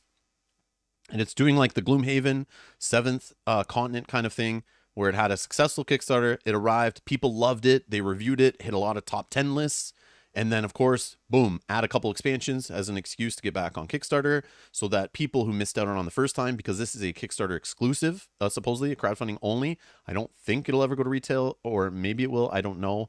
But it's not a retail game. So what you do in that case as a company, it's a proven tactic, is if your game is good and it delivers and people get excited and want more and the reviewers like it, drop another Kickstarter as soon as you can and make people feel like you got to get it or you're going to miss out on this thing and you may never see it again. So that's what this is kind of doing. Okay, so instantly I'm like, all right, that's the reason I got That's how I got into Gloomhaven. Ended up loving that game. 7th Continent. Did the same thing. Got in on the second Kickstarter. Loved it. Here I am in the same situation with Unsettled. Okay. So Unsettled, I started reading all the good reviews, all the bad reviews, and what I get from this game, it has that ISS Vanguard vibe, but it is not that at all. This is not a space exploration campaign game, okay? It has story, but this is a straight-up puzzle game. This reminds me a lot of Spirit Island. It's meant for cooperative. It doesn't have a solo mode dedicated. You can play it two-handed solo. It's a co-op game. Obviously, you can play any co-op game solo, but they recommend this game was designed as like a cooperative puzzle game that everyone needs to work together to be super efficient. And it's meant kind of like Arkham Horror LCG. It has that same idea of playing it, not knowing what's in the cards, being surprised, experiencing some things. So like playing an Arkham Horror living card game scenario, and then the game just kills you or you don't do as good because you're not sure what you're even really doing, right? And then the idea is you shuffle it up, and each planet's kind of unique, has new game mechanics or whatever. Then you play that planet again with one of its 3 missions or whatever, and try to be efficient and solve the efficiency puzzle. But you also have some randomness of the scenario, throwing different locations and different effects at you, messing with you, and you're hoping a little bit of luck on your side, which this is why it reminds me of Spirit Island, right? Spirit Island, you switch out a module, you pick a different spirit, okay? You maybe play on a different board or whatever, but you shuffle up some decks, and it's really amazing co-op, but obviously like that game solo is like phenomenal too. But this reminds me of Spirit Island a little bit, is the vibe I get is that type of game. So it's like a puzzly game, but you have the randomness of the game that can really throw a wrench in your plans, but you got to like try to be efficient and try to think outside the box and get around it. So when I'm hearing this game described or reviewed, I'm thinking, oh, Spirit Island, I already have that, and I need to play a lot more of that still. So not really excited to get this in my collection for that reason. The other thing is, people are getting kind of upset who backed this game originally. They really are pushing the story and the theme of it. And some people backed this game and got it and thought it was a space exploration game, kind of like ISS Vanguard, or more story-driven exploration game like Arkham Horror kind of thing, the living card game, that kind of stuff. But when they got it, they found out it's really just an efficiency puzzle. And the theme is like kind of there, but maybe not. But it's really just, and Spirit Island's theme is like, same idea. So I'm not knocking that, but it's just an efficiency puzzle game. It's not about going on an adventure and having some fun. It's about you will die doing that. So the theme is trying to be super serious of like, it's a joking story. Like there's lots of funny flavor text supposedly, but it's still the idea of the worlds and the planets are trying to kill you. You're going to die. You're not supposed to be there, is what I get from it, right? I've never played this again, so I don't know. If you want to see it played again, check out Kanji's playthroughs, I guess, because it's gotten a lot of people excited getting this game and playing this game. It does scratch a lot of itches that I think I would like, but I have some issues, okay? So, again, I would like to play this game. I definitely would. Because I do like efficiency puzzles. I like that kind of stuff. But here's some issues I have, right? I see top 10 Game Informer, top 10 Dice Tower 2021, 2021, 2021. How many games came out last year that were that great that you can say your game was top of 2021, the year of infamous delays? So when I see a game was top 10 of 2021 or a game of top 10 of 2020, those are COVID, shipping crisis, delay years. Not a lot of amazing stuff, in my opinion, really came out. So finding a list of 10 games for me that are so amazing from that year, I mean, there are lots of great games that came out in 2021. But this game, what it gives me right now, the vibe is it didn't come out and release in a year with a lot of great games, as we've seen in the past, in my opinion. This is just my opinion. Shoot your fire at me, whatever, shots fired, whatever, get crazy. It's all good. But also right now on crowdfunding, there's a lot of trash. So a game like this, and people are itching to spend money and itching to back games, and people are addicted to following updates and getting boxes sent to their front porch, and they're always looking for the next cool game experience. This is a perfect time for this game to be on crowdfunding, again, because it did well in reviews in a year that it probably wouldn't be that hard to do well in reviews. And it's also on crowdfunding right now with no competition. So genius. Whoever this company is, Orange Nebula Games, genius. You have no competition right now on crowdfunding. And a great buzz right now. Perfect time to drop it. I just don't know if I'm looking for a game like this right now. That's the only problem. But yeah, so if anyone's played Time Stories, which is a game I have, and I have played a few of the modules for Time Stories, this uses that same kind of system. You buy a base box. It comes with like a default couple campaigns or a couple scenarios you kind of plug in. And one of those scenarios is supposedly pretty boring and garbage from multiple sources I've read. So that kind of sucks. But at least it has one good scenario in it. But the idea is you need to buy more. So Time Stories was the same thing. You buy Time Stories, you have the board and the components and stuff. Then you buy these little boxes that come with cards and story and stuff, and their new settings and that kind of thing. This game is exactly the same release model and style as Time Stories. I don't think I'm wrong there. So if you've ever played Time Stories and ever realized like, okay, we got through that, we saw all the writing and the story and stuff, that's cool. We'll never play that again. Next, this game is kind of has a little bit of that. You'll see all the story, you'll get the idea of it, you'll solve the puzzle, and then I don't know how much you'll replay that single, planet. At least they're only $15, and I'm okay with that. That is definitely worth the price to me, for the modules. But the issue is with Time Stories, like we played through that, and it's like I don't know. Eventually, you just kind of get bored of that system. Yeah, I don't know. I don't know. I'm not sure. But if anyone knows Time Stories, it's kind of like that same release idea. So they released 6 planets, and now they're back releasing 3. I don't know if people have played all 6 and they're bored, and now they need 3 more. Or again, I think this is just a timed thing to get in on the hype. Like nobody's competing with them on crowdfunding right now, and it's got good buzz. Definitely got good buzz, which is cool. But yeah, what else was I going to say about it? And I want to see what you guys say about it too. So again, the red flags I got were it's not a space exploration game. It's not even really a survival game. It's not an adventure game. It's a straight up puzzle game. Straight up puzzle game, okay? So if you don't like puzzles, trying to find the efficiency of it, playing cooperatively with your friends and yelling at them because they're not doing the efficient action and they're going to fail the scenario for you, which I can get serious like that sometimes.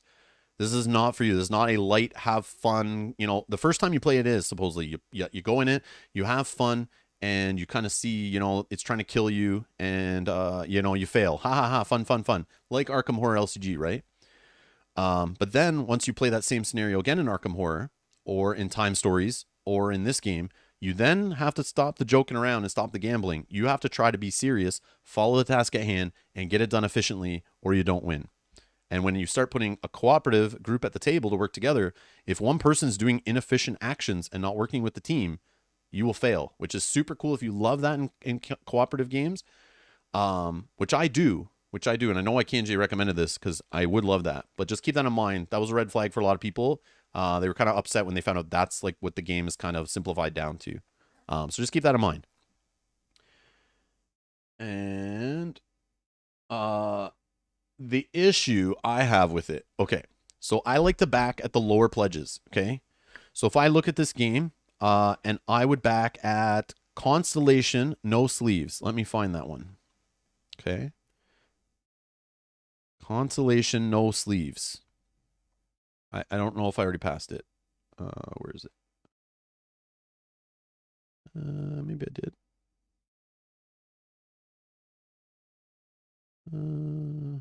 Nope. I don't think I did. This is all the planets, each individual planet, where they're based, all that kind of stuff. Definitely the art and the theme and all that stuff looks super cool. Super cool. But all right, Constellation. So if you've never played the game before, and I would want to try this before I go all in and buy a whole bunch of boxes I may never play more than once or twice or 3 times. Okay. But again, I do the same thing with Arkham Horror. I look at, or Time Stories, I did the same thing. I only played each one of those scenarios a couple times. And in Arkham Horror, I haven't gone back and played a few of the scenarios, right? I only played them once. And they're around the same price, like $15 US, the same price as a Mythos pack or an adventure pack or whatever in an LCG. Same kind of idea here. You buy the core box, and then you buy expansions to keep expanding your gameplay experience, which is why people want to buy more boxes. But yeah, this Constellation tier, so it's $90 US with no sleeves, and it only comes with 2 base planets. One of them is pretty cool, but pretty basic. Supposedly it's like an easy starter one, which makes sense. I'm all for that. And then the other one is supposedly not that fun compared to the other ones. So what I do when I hear that is that's fine. That's fine. I want something more interesting, especially for playing on YouTube and that kind of stuff. So I've heard this Stranos box, I think, is the one that's pretty good. It's one of the ones that I see on BGG people are talking about, is like when they're ranking them. I think it's Stranos. But there's a couple that people played. So there's information out there. You can find out what planets are good, what ones aren't. And you could just add them on at $15 a pop. Okay. So if I just want the base game to try it, and here's the red flag for me. Okay. Here's where I stop. I go through this process. Here's how I think. I see this and I go, okay, $90 US plus shipping. Okay. That ends up being 208 Canadian dollars for me. Okay. I think that's more than I spent on Oathsworn. Okay. Okay. On a puzzle game that I'll probably play each box 3 times, 4 times, maybe. Okay. So I get like maybe 6, 8 plays out of these boxes. I could be wrong. I've never played it again. I'm sorry. But I'll want more. I know I will. And that's what this, obviously, this is why they're on Kickstarter and why people are going crazy, because they've played stuff and they want more. Okay. Now, what I like to do with these kind of games, Spirit Island, LCGs, Time Stories, these kind of like expansion-driven games, right? Where you need to buy expansions to get new content. And they're only $15, which is great. But because this is not in retail, it's not like I can do with LCGs and Time Stories and stuff. I can buy it. I can try a scenario out. If I like it, I can just order the next one on a future board game order from a local retailer. I can't do this with this. So that's where the FOMO comes in, and people are backing this for hundreds of dollars because they're afraid that they won't be able to find these things again because it's crowdfunding exclusive, to my knowledge. So when I look at this, I don't want to spend $300 plus Canadian on going all in on a game I'm not even sure I'll like, and I'll play more than a handful of times. That's too much. Too much. Okay.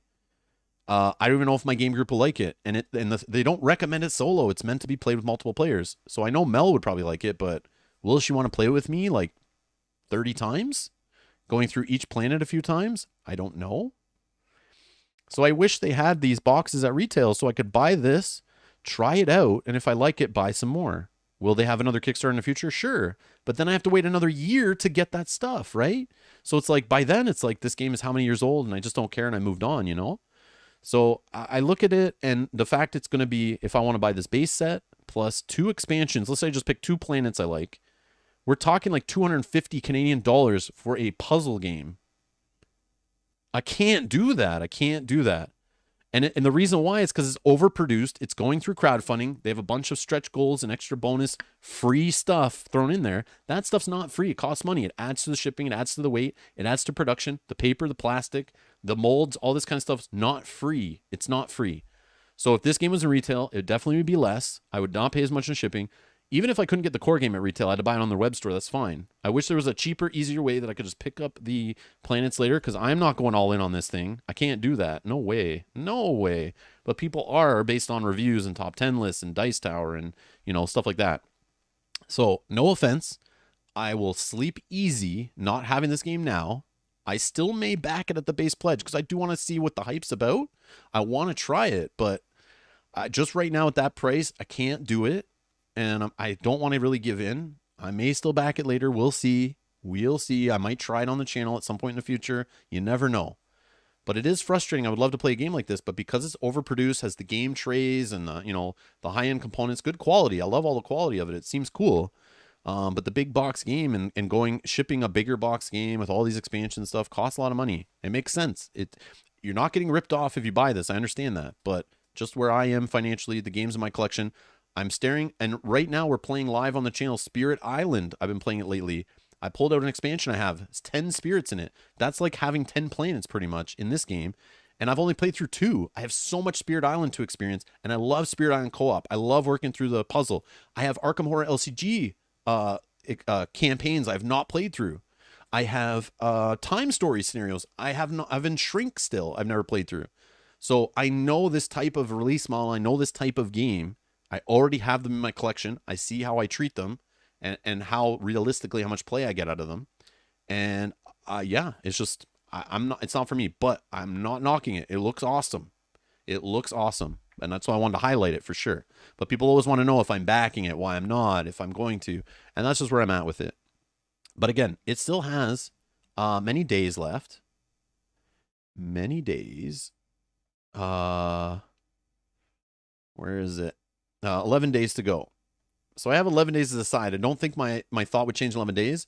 But if you watch that video I talked about earlier, this one, the video I linked down below that I talked about earlier about behind the scenes board game price increases, shipping costs, what the experiences is, but in the industry from people that actually make these games and run these Kickstarters, they do talk about the late pledge system, how it's become a normal. So you don't have to back a game during the campaign anymore. Late pledge systems are always there. They're open for months. This guy from Druid City Games says he keeps his late pledge system open for like 6 months until he's ready to actually print the game. And this girl here from Pandasaurus says on like Dinosaur World, 30% or something of all sales was just in their late pledge system. And it's a big deal. Late pledges are huge for money for these companies. So they like that they're there for people who maybe don't want to back yet, but want to do some more research, want to save their money. Maybe realize they like that game, more people get their eyes on it. So do not feel pressured. The FOMO doesn't hit me as hard because I know I could late pledge for that game in a couple months probably. And if I can't, oh well, no big deal. There'll be another game I can play, no big deal. So yeah. So 6,000 backers, that got me kind of like, okay, that's cool. It's got the buzz, it's got the excitement. A lot of places love it. And so it's probably an awesome game, but is it better than Spirit Island? I highly doubt it. And I still have I don't know, what, 100, 200 more hours I could play a Spirit Island and still not be done with that game. So I don't know if I need to drop $200 to $300 on this game. And that is only getting like 3 planets. 3 planets. And we're talking they have 9 of them. So if I want to get 9 planets, holy crap, I can't do it. I can't do it.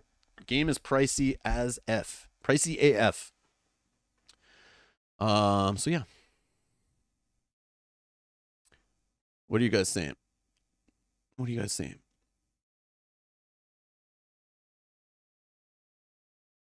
KJ's talking about when I was throwing shade about it hitting a lot of people's top 10 2021 lists.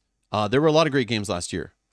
But to make a top 10 list, like, and it makes it on the top 10 list, I don't think there was more than like 10 amazing games last year.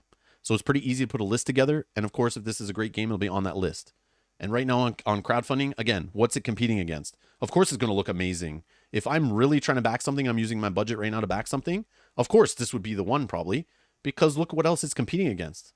Folding socks and dwarves rolling dice, collecting gems. Like, of course, this is a better quality experience. But again, I'm not really looking to back anything right now. And even so, looking at this, does it need to be in my collection? I'm not sure. I'm not sure. And I'm not sure it's worth the gamble. So let's see.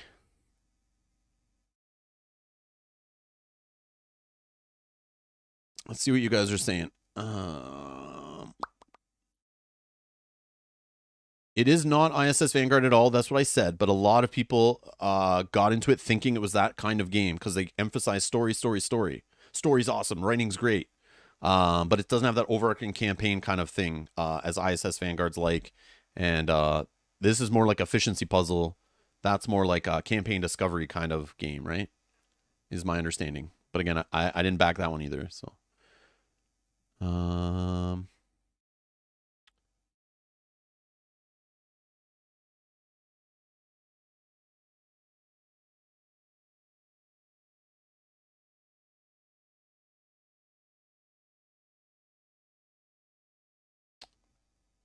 oh, Kanja says you could buy that game from their site, but shipping issues cause there to be a shortage. Cynthia says I passed on this one as it is one where they have decided to charge VAT separately. Instant 20% price hike if you're subject to VAT. Yeah, that stuff, I feel so bad. That stuff's so bad. It's crazy. And Cynthia says we had been interested because it looks amazing. It does look great. I'm not knocking the game. The game looks really cool. The game looks really cool.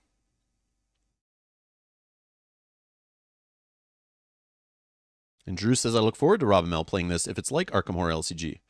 I just mean it's like the same kind of vibe, right? Like you play Arkham Horror, it's trying to kill you. And if you don't know what you're doing, you just get killed. And then you kind of learn, and then you play it again. Same with Lord of the Rings LCG is kind of like that too, right?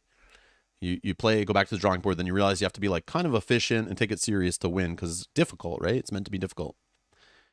And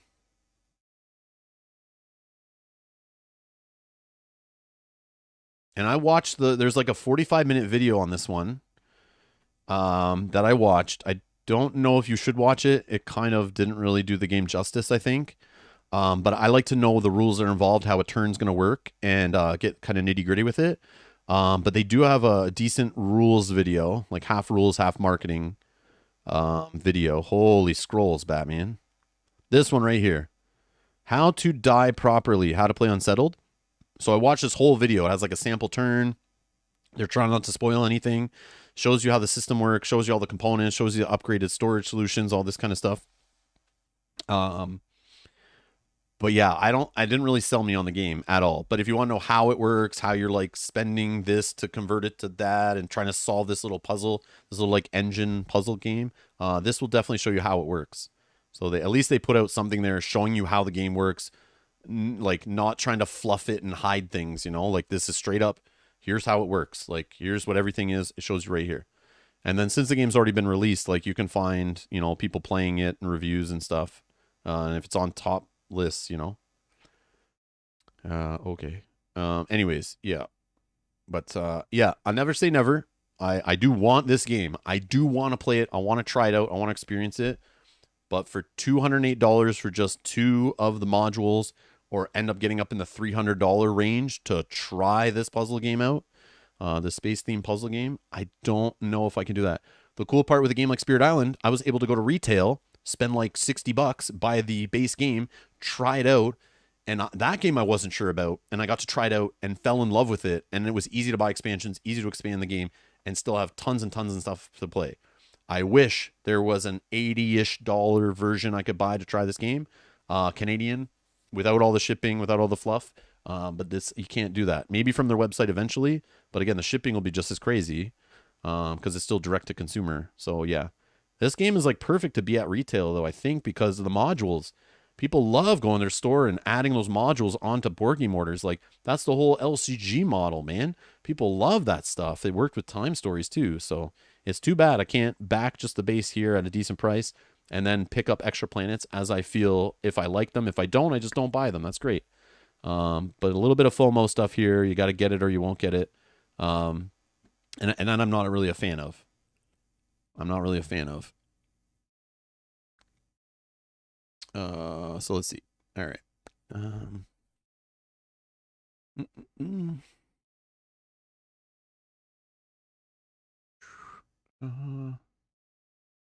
Hey, Lee. Lee says, hello, Rob. Been watching your Pandemic Legacy Season 0 lately. Awesome. Hello, Lee. Welcome to the live stream. Welcome, welcome.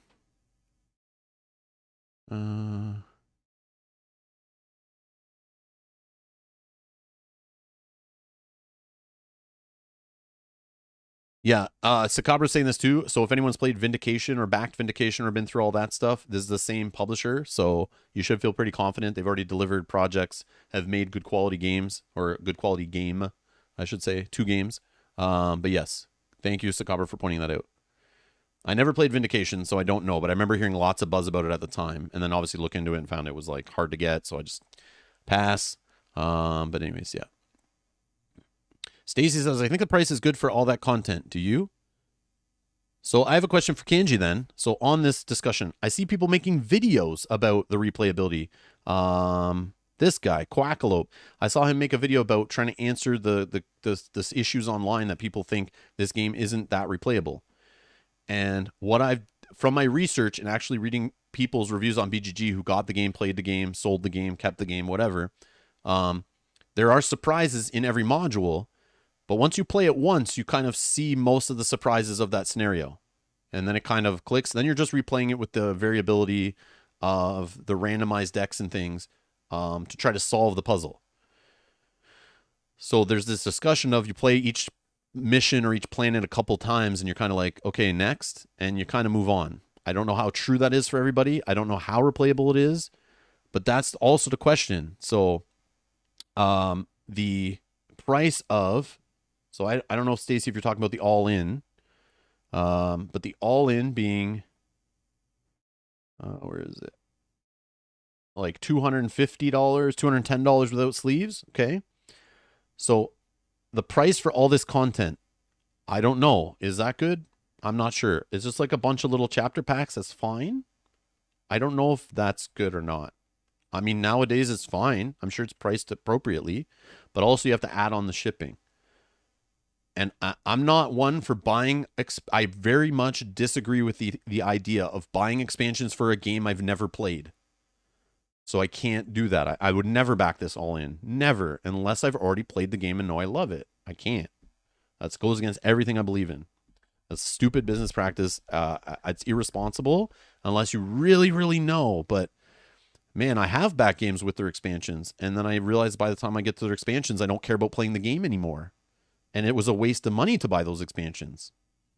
So I like to have a game first, play it a bunch, see if I like it, see if I have the game group for it, see if I got its value out of it. Then if expansions come out or I can find them, then I will add them to the game. So that's the mentality I go at it with, right? A lot of people are like, oh, got to grab it now or I'll never find it all. And some people buy these games knowing they're going to resell them. Obviously, if you have all the expansions, it's easier to probably resell it later. So that makes sense. But I'm not that type of person. So I don't go that way, right? I don't care to do that. So yeah, I don't know if it's worth all that content. Again, that's a personal thing, right? I don't know. Will I play all that content? That's the question you did ask.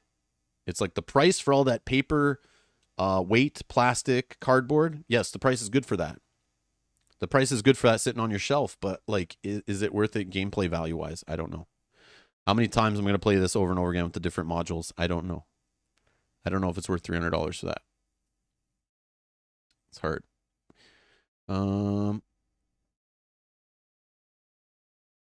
There is a Time Stories 2.0. Yes, they did repackage that game, re-streamlined it or something. I don't know if today that game still holds up or not. It's been like many years since I played that game.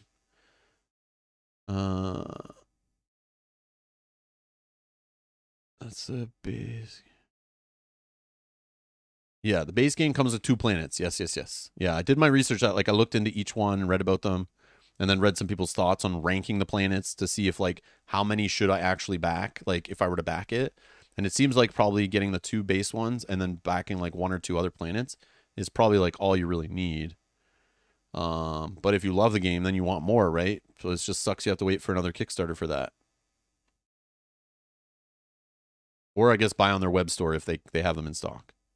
But then you got to pay shipping on each individual one, right? Oh, Kenji says Stranos was amazing. Yeah, that's the one I see a lot of people saying is like the best one.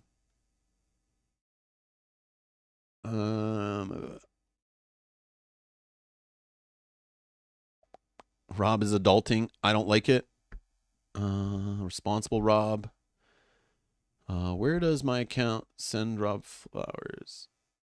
Or where does my accountant send Rob flowers? Hey, look, there's Unsettled. Give it 10 hours of chance and sold it. Oh, Sajat, yes, I want to hear. I want to hear anyone who's played it. All I knew was Kenji who's played it, and he's in the middle of playing it. He's in the honeymoon phase and is loving it. But I'm curious when it all's said and done, he looks back at it. Like, did he get the value out of it? Probably. But Kenji, how many times you played each planet? And how many hours is it? I assume it's solo. It's only like an hour playthrough, right? Or 2, maybe? And you say you could loan me your copy. It's okay. You don't have to do that. That shipping's crazy, man. I would definitely pay for that shipping. But then I got to pay to ship it back to you. Oh, that's crazy. I wish I lived in your country for that purpose. No, Sajad, I'm not backing anything right now that I know of. Maybe Unsettled. Maybe. That's the only one that's like close to like a maybe and may happen. May happen. But again, maybe later in like a late pledge or something. Maybe later.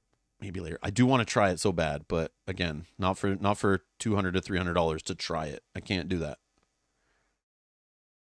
51st State is a wait for retail when it's a more digestible price for the weight of the game.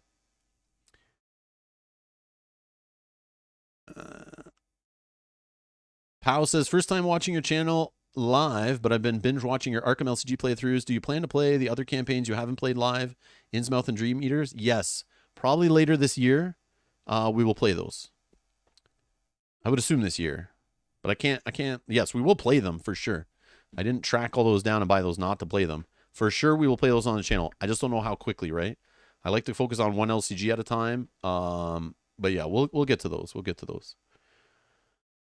But yeah, we'll see. No hard plans for it yet.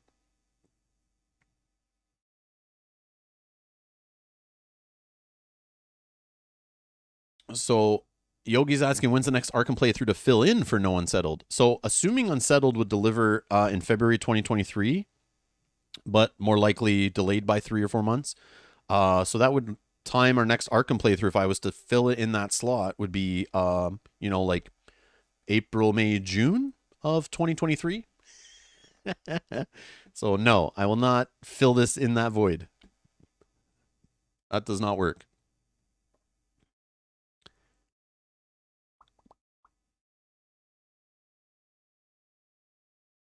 That's the other thing, going to conventions, Sajat, that's the thing. Since I haven't done that in a while, that was a way I used to save money on games too. And I always forget about that because we haven't really gone to conventions since 2019.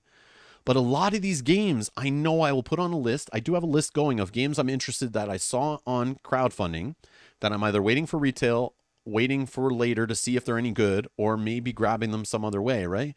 So conventions are that other way. One of the other ways that I used to go to Gen Con, find these games if I can get a hold of them. I save on the shipping because I'm already there. There's usually no deal on them or anything. It's just you save on the shipping. But sometimes they throw in extra promos and stuff like that. And yeah, sometimes I can just grab the game there at a convention So yeah, some like this kind of game, I would probably grab it at a convention, and I would probably get to try it there too. So I could actually be demoed this game or play this game, or somebody would play it with me in the gaming hall at night, you know, and play their copy with me.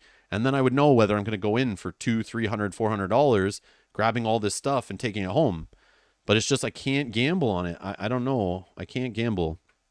And I'd be more inclined to gamble if I knew it was going to be easy to grab the extra planets later if I did end up liking it. But what I think will happen is I won't be able to grab those till the next Kickstarter and have to wait another year for those to deliver. I can't do that. I'm not gonna bite on that one right now. So yeah. And Billy says that's why I liked Final Girl, not a ton for entry. Yes, Final Girl was the same thing. I didn't back it on crowdfunding until I got to try the game because I knew it would come to retail. I couldn't get it at retail because it sold out really fast. They didn't do a big print run. And thanks again for the publisher of that sending over a copy so we could try it. I fell in love, instantly pre-ordered the rest of season 1 from my local game store when that shows up again. And thanks to Kanji, I was already going to do it, but backing the season 2 stuff, and we added even extra stuff on there on the pledge. But I liked that idea. I could try it first, and then I loved it, and I was able to track down at retail. I could pre-order it through retail, and back it on crowdfunding. I had options, right? And they'll sell it through their web store and all that stuff too, right? But they go to retail, so I can find the little Final Girl packs eventually. It should be easier to find. And kind of add to the game. Same modular style, right? You need the core set. I forgot to mention Final Girl compared to the same release model. That's probably more relevant now than Time Stories. Although Time Stories was still a cooperative, had some story, but it ends up being like an efficiency puzzle kind of idea. No TTS. That doesn't exist. It's made up. All right. I'm not borrowing your set, Kenji. I'm not borrowing it. Nope. That's not an answer. That's not an option because not everybody can do that. Not everyone can do that. But yeah, I'll just wait for convention season. Maybe I can try it at a convention. And that's a good answer. I didn't even think about that, but I do appreciate that. Man, you guys are awesome. Yogi says, so far being here has saved me 500. But Yogi, some of these games you might love. Don't cancel them because I'm not getting them. You weirdo. No way we have the same financial situation, the same collection, the same love for every single mechanic and theme and designer and publisher. No way. Oh, you're going to back the sock game, though? Yeah, you definitely got to do that. All right.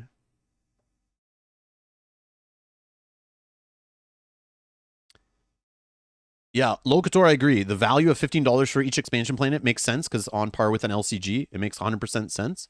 It's the whole getting into the system. So to try the system out for me, $208 Canadian for the 2 included planets plus shipping to get it off crowdfunding. $208 to try the game. That's my issue is not with the planets.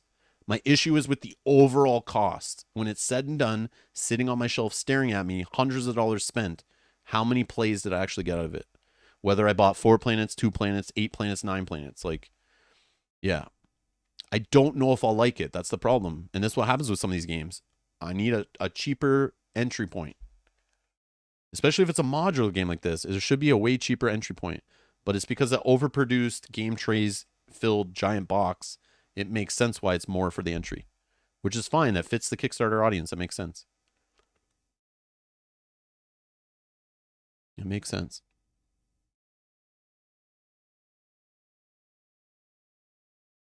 Sajat says the individual chapters or missions in each planet are not nearly varied enough. That's what I got from it was people say once you play once and you see all the surprises, doesn't matter which mission you're playing, you kind of get what's going on. You just have to follow what you're told to do or else you fail. So it's a very straightforward, solve the puzzle and you're done. And Sajat's saying it's dry as a skeleton in the middle of the desert. Writing is funny, but mostly just overcomplicating things. Thank you, Sajat. I appreciate hearing someone who's played this who's wasn't, didn't keep it. And go on BGG. And if you need help, this is what I did. Unsettled. So again, for people who played it, find Unsettled. And of course, you'll see the reviews are very good. So this is definitely a quality game. But go to ratings. And where is the breakdown? Right here. I go down sometimes and I go read why are people rating it a 4, a 5, a 6? Yes, they might have different tastes than me, but why? Why don't they like it as much? And you go read, oh, sold. This person sold it. They only got it in the US, so they haven't had it that long. Played the base game twice. Cool narrative, bland gameplay with boring decision space. And there were other ones I read that were like, once you realize the task at hand, you can't really go outside the box. You really have to like follow the alpha gamer induced efficient play to solve the puzzle, or you just fail it. And then there is some luck in there that can mess with your plans, but that's fine. That adds more excitement and stuff to it. But this game does have flaws depending on your... What's this, Tom Vassal 5? Is that really him? No way. Is this really him? He gave it a 5? Okay. But I thought it said #1 Dice Tower game on the page. That can't be real. Where was it? Where was it? Is there some shady marketing going on here? Where is it? Oh my God. Look at this scroll fest. Come on, man. Oh, I don't want to back it just because I'm scrolling so much. Right here. Dice Tower, #1 game of 2021 for production value. For production value. Okay, it's overproduced. Has great components. I don't care about that. The game is... That's like Too Many Bones gets those too. Like Chip Theory always complains. They always get high ratings for production value and quality of components, but they never win awards for gameplay. I'm seeing this here as an issue. Oh, okay. Never mind. Never mind. Okay. So is this true? Tom Vassal gave this game a 5? This can't be really him. It's somebody just using the name.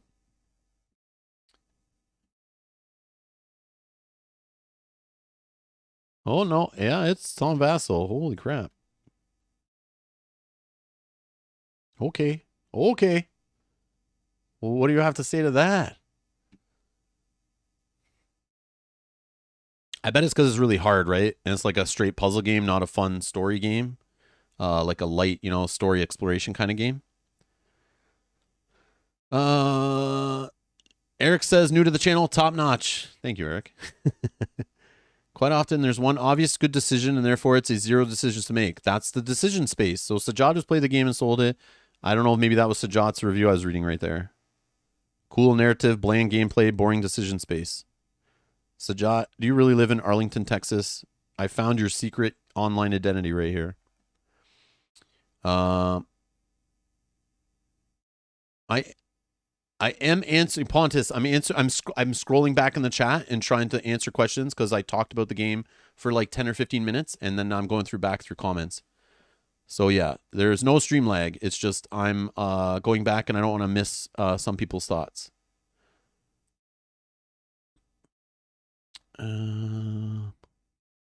Most missions end with a get back to the ship goal, which is like, come on. He's going through them in order, not a lag. Okay, yeah. The little robot thing could have been skipped / incorporated to other mechanics. Oh, the rest. Oh, okay, Mike and Roy like it. Okay, that makes sense. Yeah. I do not agree with Tom Vassal 85% of the time. I don't agree with him 95% of the time. But it's just funny, like, yeah, see a 5. That's pretty low for him, right? Like, even games he's like, I kind of don't like it. He gives like a 7.5 or something, usually I see. He's like afraid to really like trash a game. Mike was crazy about it. But did Mike only play each planet like twice? Or play only a couple planets twice? You know what I mean? Because what I get from reading through these, I was reading through them earlier. Some of the 5s, the 4s, right here. I'm disappointed by this game. Barely a game, more like a storytelling puzzle where you have no white, to the decisions that you make because most of them are straightforward with a little to no option for a sideline. I presume it could be fun for someone, but not for me. Marvelous components, though. Too much of a puzzle for its own good. I've only played 2 planets thus far, Winora and Gracchus. Those are 2 starter ones. But difficulty seems to stem entirely from the limited time mechanism. Every node that makes up the game board has a cost or boons associated with moving between them. Even in the first scenario, it's possible to lose because of the random node placement not being agreeable. That was one thing I read multiple times, was like, based on the order of the deck, you just might fail automatically. But I don't know how true that is. Also, it's a very unforgiving game. A couple of missteps, you waste too much time to finish your goal, which is fine. Randomized special abilities in the form of breakthroughs and anomalies can help mitigate some of the crunch, but they're random, so they can also be entirely time-wasting pursuits. Everything is open information, which can make the dreaded alpha gamer rear their ugly head. It's a genuine problem, and again, at solo, this won't matter. It's a genuine problem, as limited resources and wasted actions can quickly lead to a loss, and less experienced players may be more inclined to follow the leader. For a lot of reasons, Unsettled reminds me of Simon's Bloodborne, which is funny. KNJ wanted to get rid of that game because he didn't like it. Not the least of which is, I really want to like the game more than I do. Interesting. So yeah, if you're curious, obviously if I go read some tens, this game scratches some people's itches. They're really looking for this type of game. There's a lot happening in this game, and it certainly gives you a steep learning curve. You need to learn the basic rules and the planet-specific rules at the same time. During our second game, everything clicked into place, and because the first time it's just trying to kill you and you don't know what's going on. And I enjoyed the puzzle and emergent narrative adventure that I went through. Breakthroughs, materials, hallucinations, and opportunities, and how they are connected all make sense. So stick with it. The narrative and flavor text is excellent, with a lot of dark humor shining through. Production quality is in a very high standard, with one of the best storage solutions I've ever seen. All in all, a really excellent and thematic survival puzzle, but you will more than likely scare off the casual gamer with this one. It's not an RPG, but your adventure will be better if you approach it as such. Yeah, I don't know.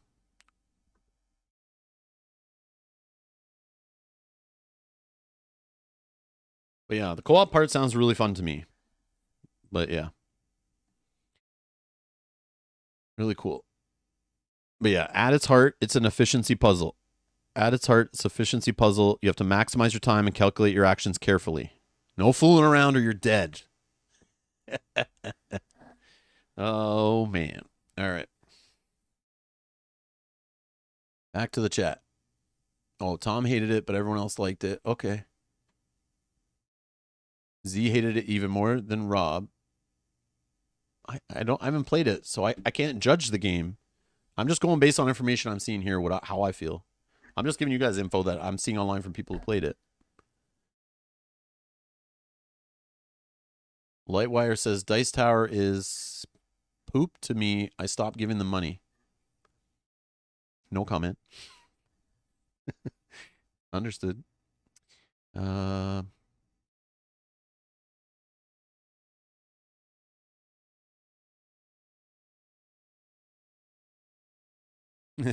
like to fool around too, Daniel. Anyways, that's Unsettled. Looks cool. I would want to try it in the future. I'll never say no. I may back it just at the base pledge to try it out on the channel. But today, I just can't. I can't based on the, 200. And knowing me, I'll add on a couple planets. So we're talking after shipping, almost $300 Canadian to try the game. I can't do that. I can't do that. Especially when I have Spirit Island. I want to play more of that. I'm not done with that game. I'm having a blast.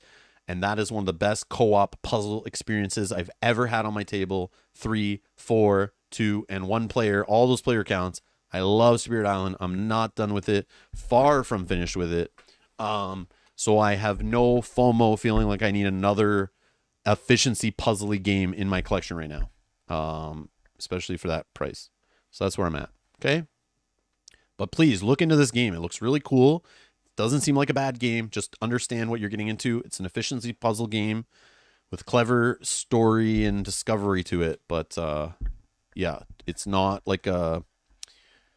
I don't know. Yeah. Some people are thinking it's more like ISS Vanguard or Arkham Horror LCG with the like story and discovery and all that stuff. But I don't think it's there. But okay. In the last game... let me just close some tabs here, is this one. Okay. So I did a poll. On the channel last night because Mel and I were going through some of these. I'm going back and forth. I'm backing different things, and I want Unsettled. I want to try it, and I'm having an internal struggle. You guys just heard me verbalize for the last, I don't know how long. But this game, so you know I'm a sucker for fantasy, campaign, story, dungeon crawl, adventure, whatever games, okay? But I posted this and I was curious. Which one of these current tabletop crowdfunding campaigns do you find most interesting, if any? I just want to see what the general audience thought. If you guys want to go vote on this, I'll refresh the page in a minute. But if you go to the main page and click on community, you'll find the poll in here. You guys can vote on it. It's not like a private poll or anything. It should be open for anyone. You know, even if you don't subscribe to the channel, you should be able to still find this and stuff like that. Let me see if I can refresh it here. Actually, I think I just click on the time. Oh yeah, I can post a link in the chat. I can post a link in the chat for you guys. Oh yeah, sorry, one sec. Sorry guys, sorry, I didn't have it big. Yeah, so I dropped a link in the chat. You guys can go vote on this if you want. 174 votes, thank you everybody. But these were the projects Mel and I were interested in, and we were debating backing like one of them or something. So I was curious. I'm like, am I missing something here? I know some people have researched or have experience with these companies or games or whatever, you know, because Lobotomy's already been out. People have got to play it, try it. You have an idea of what Lobotomy 2 is. Kingdom's Forlorn, Aeon's Odyssey Trespass. This game is very similar to it, same publisher, but nobody's really played that game yet because it's not out. We'll get into that. And then Unsettled, that's already been out. People have been playing it and reviewing it and all this kind of stuff. So there's actual real play out there. And I was curious, just out of our audience, if I was to back one based on interest on the channel, and I'm assuming people who are voting on this are people who watch our channel, you know, want to see us play certain games. What game would you want us to back if we were to back one? And what games are you backing? Like, what are people interested in? And if I were to vote on this poll, which I can't vote on my own polls, unfortunately, I would have voted on there are no current crowdfunding projects I find interesting. Not 100% true. I do find all three of these a little interesting. The top two more than the other one. It's really only down to like one, to be honest, Unsettled. But I still am not finding anything interesting enough to really be like, yes, must have, boom, all in. Or even back at all. Like, it's tough right now. It's a little dry out there, in my opinion. So it does look like the majority of people are voting that same way. Unsettled, maybe a bunch of people already have Unsettled, so they're not interested anymore. I don't know. But only 22%, 25%, Kingdom's Forlorn, Lobotomy 9 only, and other. Where's the comments? How do I go? Oh, right here. Lightwire, who I see in the chat. Nothing currently, just waiting for Euthia, and I think Moonraker's expansion coming from Kickstarter or GameFound this year. Has no idea. Star Realms Legacy. Which Star Realms Legacy is a thing? I didn't know about that. All right, I'm in for that one. Which at this point might be next year. I don't know. Oh, that's coming later. That's cool. Deadline says Deep Rock Galactic, which we talked about. Okay, that's good. I was gonna put that in. I can only put 5 options here, so I was gonna put Deep Rock Galactic as the 4th one, but then I was like, there's a few I'd want to put in there, so I just left it as other to see what you guys brought up. Seas of Havoc, that looked interesting. I didn't talk about it today, but I on Captain's Log looked kind of cool too. I did look at those 2 games, but didn't talk about them today because ultimately I'm just not that interested in them. But they did look kind of cool. Like, they're not bad. It's just like I'm not interested.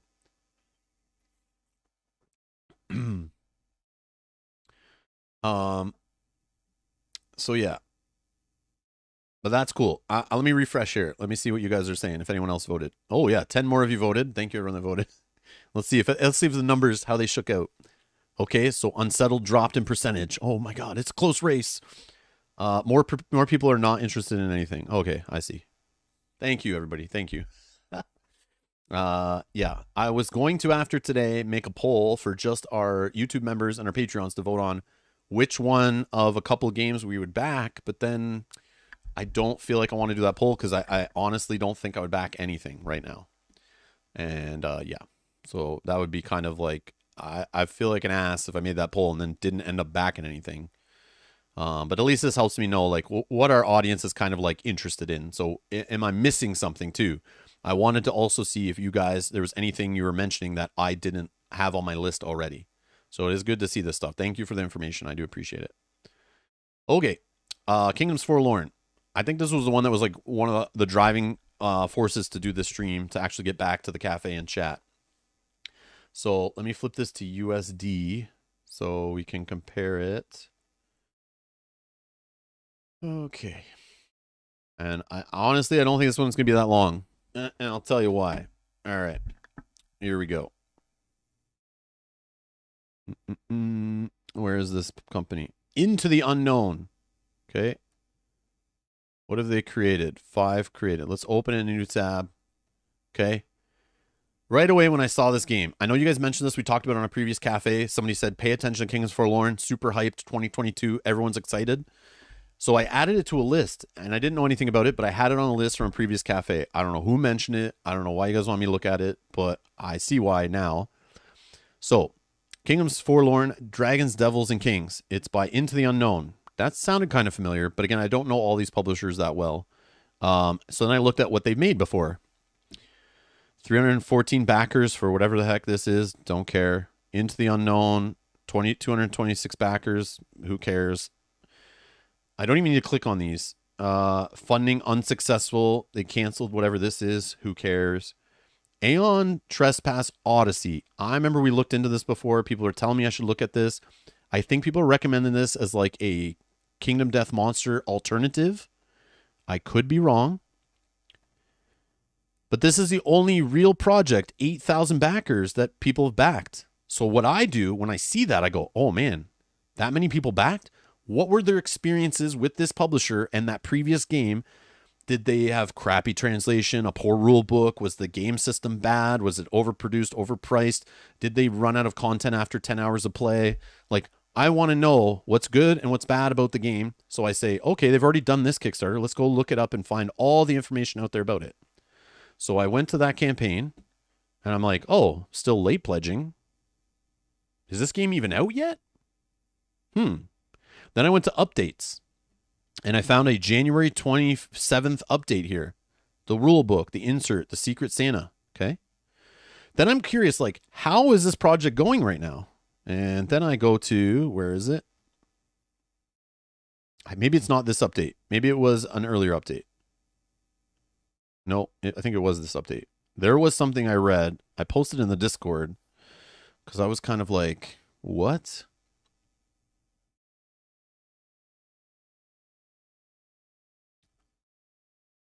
All right, here we go. This is what I read. I'm gonna zoom this in for you guys. But this huge red flags for me. Okay, and there's a couple reasons here. We know you've been patiently waiting for Aeon's Trespass Odyssey. So you guys have 8,000 plus of you have spent hundreds of dollars on this game.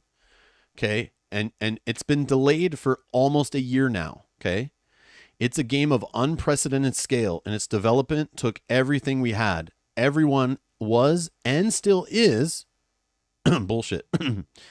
Giving their 100%. And with the last few years falling under the shadow of COVID-19 pandemic, again, yeah, okay. I strongly believe we're still making great time. However, we promised you an early 2021 fulfillment date, and due to the continued crisis, the game is still a few months away from landing in your hands. You deserve to be rewarded for your patience and the trust you put in us. Due to the pandemic, we've scrubbed a few smaller miniature campaigns along the way, folding the sum into larger projects. Oh, okay, so they're putting other stuff that failed into this project, Kingdoms Forlorn, while shelving or canceling others. One such project was Aeon's Trespass Olympians, a resin line, blah, blah, blah, don't care. All right. Don't care. Where was the thing I read? Yeah, so anyways, they haven't delivered this game. So people are waiting for this game. And they haven't delivered it. And I know they're like, Come On does this too. It's like they have 16 projects they still haven't delivered to you, but they want more of your money. It's like, come on. Come on, man. Come on. Kingdoms Forlorn came out and says, hey, backers, and here's what I think's happening. One of two things. This is where the red flags come from and why I cannot support this kind of stuff, but I could be wrong. Two things. One, this game, either A, they're not confident in the previous game. They do not think the hype train will be there as Unsettled, as Gloomhaven, as Seventh Continent did. They were not confident enough to deliver Aeon's Trespass and assume you would get it, and everyone would be excited, and it would be on a bunch of top 10 lists, and everyone would be clamoring at the bit, and they want to get the next game from this publisher. So I question, maybe they're not confident in that game, that they think people are going to get it, they're going to be ho-hum, realize they just bought a box of plastic with a mediocre game attached, and they're not going to go and want to back your next project. So what do? You try to beat that. You try to get their money before they realize, the jig is up. Okay? Or, number 2, they mismanaged their project, costs got expensive, it's out of their control, it happens. They need more money to get Aeon's Trespass to their backers. How do you do that? You come out with a new campaign. This is common practice. You come out with a new campaign, you try to raise money with some promos or another game or an expansion to try to help pay for a previous campaign that either A, got bloated, got out of your control, unforeseen costs happen, people ask for refunds, whatever happens, and you need more money to get that game made or fulfilled. Because remember, if you print a game at a large print run, you'll spend less on that and you'll make more profit. If you have to print a smaller print run, you will pay more per print run, which means the game cost goes up, your profits go down. So maybe that's happened. I don't know.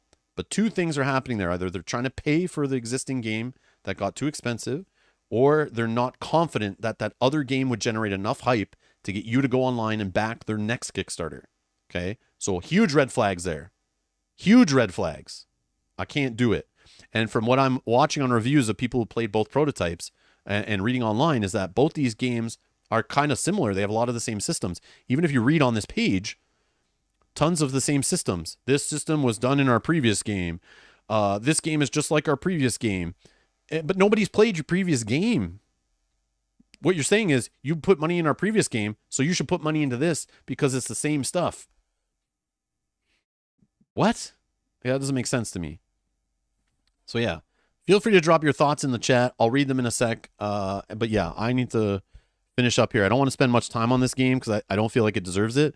I smell tons of BS with this game. The marketing is horrible. Yeah, this whole trademark this, trademark that, solo operative. This is better than under dungeon crawlers because your enemies and yourself get stronger as the fight goes on. Okay, lots of games do that. That's not mind-blowing. I played games like in the last 2 weeks that do that. Okay, buddy, sure.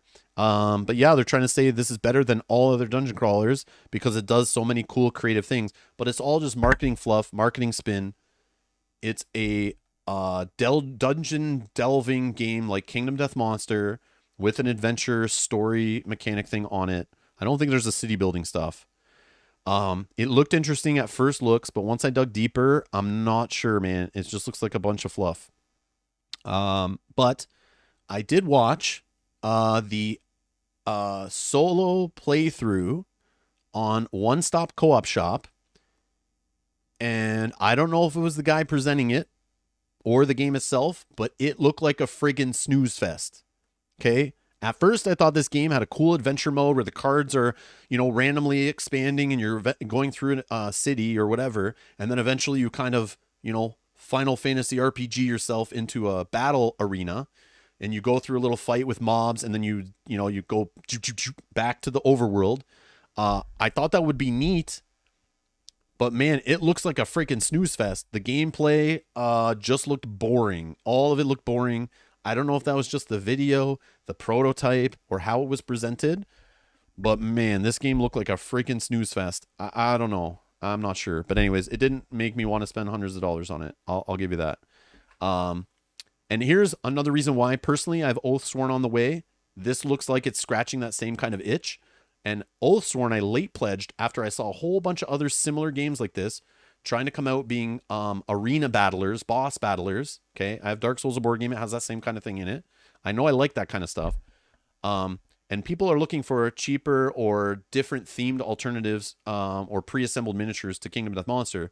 I feel like this is one of those kind of games, arena battling. But I kind of, after my research, decided to put my money behind the Oathsworn horse. I backed that horse. I still don't have that horse and haven't tried it yet to know if I'll like it and want more. So because I have Oathsworn, I put hundreds of dollars into that after doing plenty of research, waiting months after the campaign, getting in late pledge. I don't want to back another similar game that I'm unsure of. I want to play that first. And when I play Oathsworn, that'll give plenty of time for this game to be finished and come out. And if it's that great, I'll back it on a future Kickstarter or something. So that's where I'm at. But yeah, I don't know. I don't know. I mean, it looks cool, but like, yeah, just this, it's one of those like marketing. Oh man, I wish I could find it, but I don't want to scroll anymore. I don't know. I don't know. But like, I would take a wait and see approach if, that's how I'm going to do it.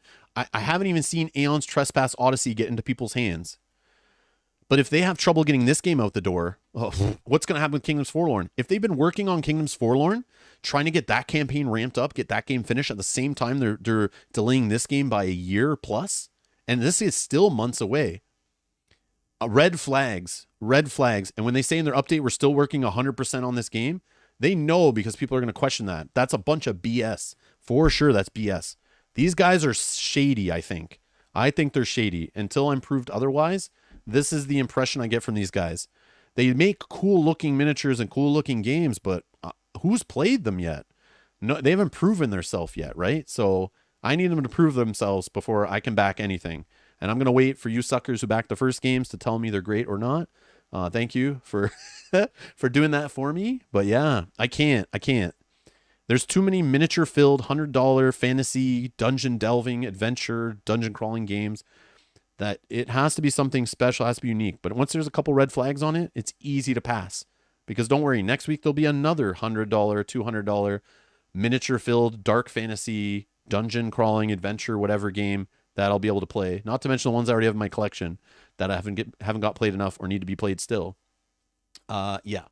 So I'm waiting for Oathsworn.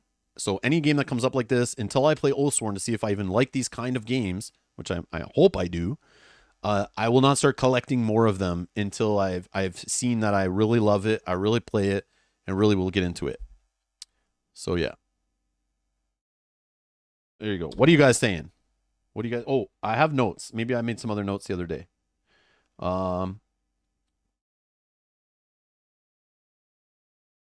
No, I touched on everything. Okay, perfect. By memory, too. Okay, let's see what the chat's saying. I'm going to scroll back and see if I can get some input.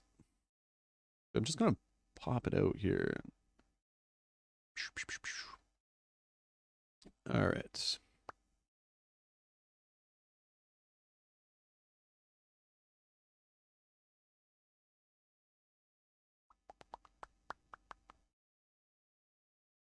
Whoops. All right. Let's see.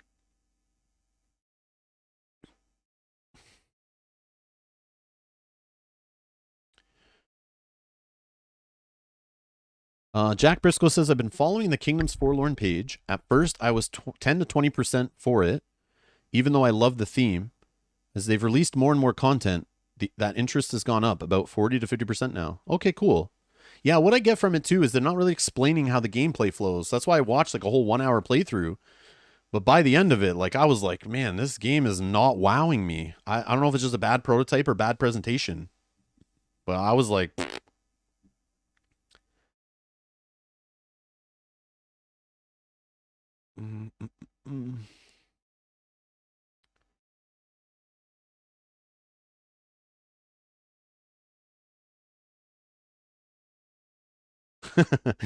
Yeah, YouTube filters comments, Kate. I don't know why they do it. There's like some heavy filtering. I think it's because all like the they're trying to be like keep the platform kind of like safe from, things. I don't know. So they have a really heavy filter.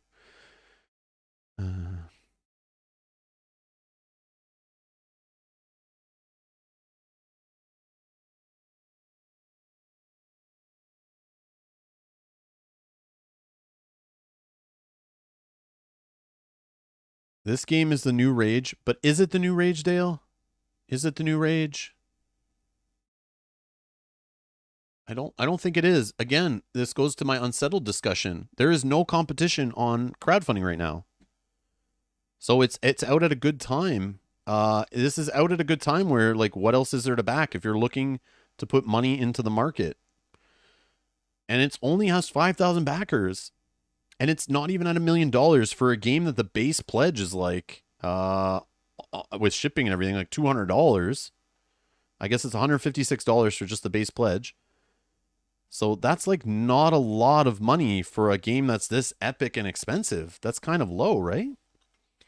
And if you look here at the graph, where is this? Oh, maybe I don't have it in this browser. But it literally after the first couple days, it really hasn't made any more money. It's been sitting around this 187. I saw it go up to 1878, and I literally watched this number as I was like writing notes about it. It was going down. People are canceling their pledges as they're posting new updates. So they're ticking people off, and people are backing out for some reason. But yeah. Hey, Mark. So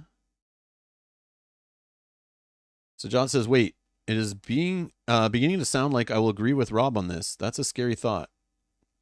Again, this game could be fun as heck. In a couple years, I could be playing this game on the channel.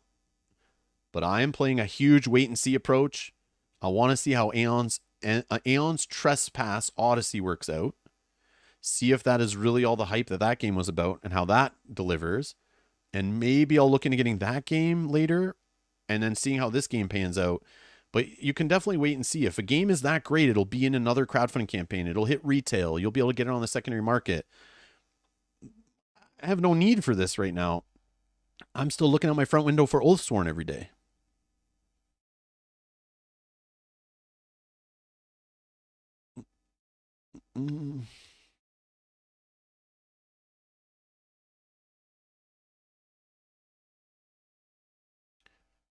But yeah, this is one of those things, like, I joke, it's like, you surround something in a bunch of crap, it's going to look better than it does just by itself, right?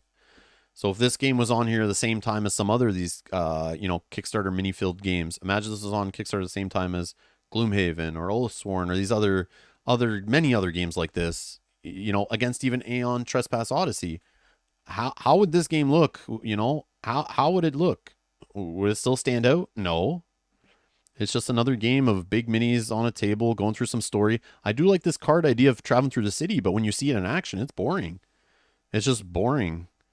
And then they talk about deep story in a game that is a this is the one that's like a roguelike, where it's like random story stuff, I think. I know they start with your night book of story, but I feel like as you go, everything's like procedurally generated kind of thing. So like those don't really go with deep, rich story. It doesn't usually work with like procedurally generated. But yeah, I don't care about minis. You guys know this. That's not going to sell me on a game. Don't get me wrong. I want this giant dragon miniature painted by my wife and on a shelf. Don't get me wrong. But I don't want to do that for hundreds of dollars. I can't support that. I want a great game beside it. And I don't know if that's here. I don't know if that's here. All right. Pontus says, Kingdoms Forlorn also looks very meh, in my opinion. Cool minis that seem to be used once. A weird campaign structure where you play solo operative. All solo but together. No overall story, only for your character. Exactly. Yep. Kate says, for some reason, just the art style of Kingdom Forlorn really didn't appeal to me at all.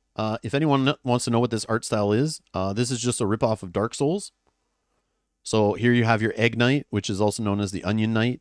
This is straight Dark Souls, dark fantasy kind of stuff. Straight Dark Souls style. Screamed Dark Souls to me when I first saw it, which I'm a sucker for. I back it almost based on that even. But this is like, go look at Elden Ring right now. That's being like played like crazy on Twitch. It's like Dark Souls 4. There's like a boss in it. It looks like this. You know what I mean? Like there's so many things from this that are like from Dark Souls kind of idea. That's what it reminds me of heavily, like a Dark Souls theme, which is not bad. Don't get me wrong, it's not bad. But if you're wondering, that's where the connection is, I think. Mark says back to Earth, which does look cool, and think of the add-on for 51st State, but we'll pass on Kingdoms. Okay. Locator says, I'm on the fence because they say they are developing solo, but I haven't seen how it's going to be played. It seems like current rules require 4 players, which they do, with the promise to develop the other rules. Yes. So the solo operative, I read into it. It is going to have a separate AI knight that you run on the side. So picture Mage Knight you have to play with the second character card. It's going to be a little more complex than that, I think. But they're going to try to simplify a second AI player that you have to run so that you can still have like cooperative boss battling and it still feel the same. So it's not just true solo. It's like solo operative because you're playing by yourself in a cooperative game, but you still have to play cooperatively. And even when you're playing solo, you still have to run another character, sort of. So it kind of reminds me of like Madara too. They have that variant where you could play with the character cards. So you still have the powers involved. You still have the miniatures involved, I think. But I could be wrong on that with that one. But there was a way to play with, four-handed with one player, but it not be so overwhelming. That's what they're trying to achieve in this game for the true solo. Yogi says, when are you streaming Elden Ring? I'm not streaming Elden Ring, but I plan on playing it at some point. Because it does look cool. Oh, man. I mean, why am I streaming here? I should be playing Elden Ring. No, I'm just joking. Sajat says, I backed Aeon's Trespass. I still think it is intriguing. And honestly, waiting an extra year is not an issue for me. I'm in no rush. Agreed. I don't mind that the project was delayed for Aeon's Trespass. It's just the company hasn't really made anything before and proven themselves. And then here they are asking for hundreds of dollars again when they haven't delivered on a previous promise to a game that supposedly uses a lot of similar things. That's all. I don't care if they take 5 more years to release the other one. I just don't really like to be asked for more money if they haven't proven in their other game. That's all. It's just a red flag to me. That may not be a red flag to anybody, because especially Black Cool Mini or Not projects, right? You just get used to this is how they do it. They just ask for your money every couple months, and things will show up on your door eventually.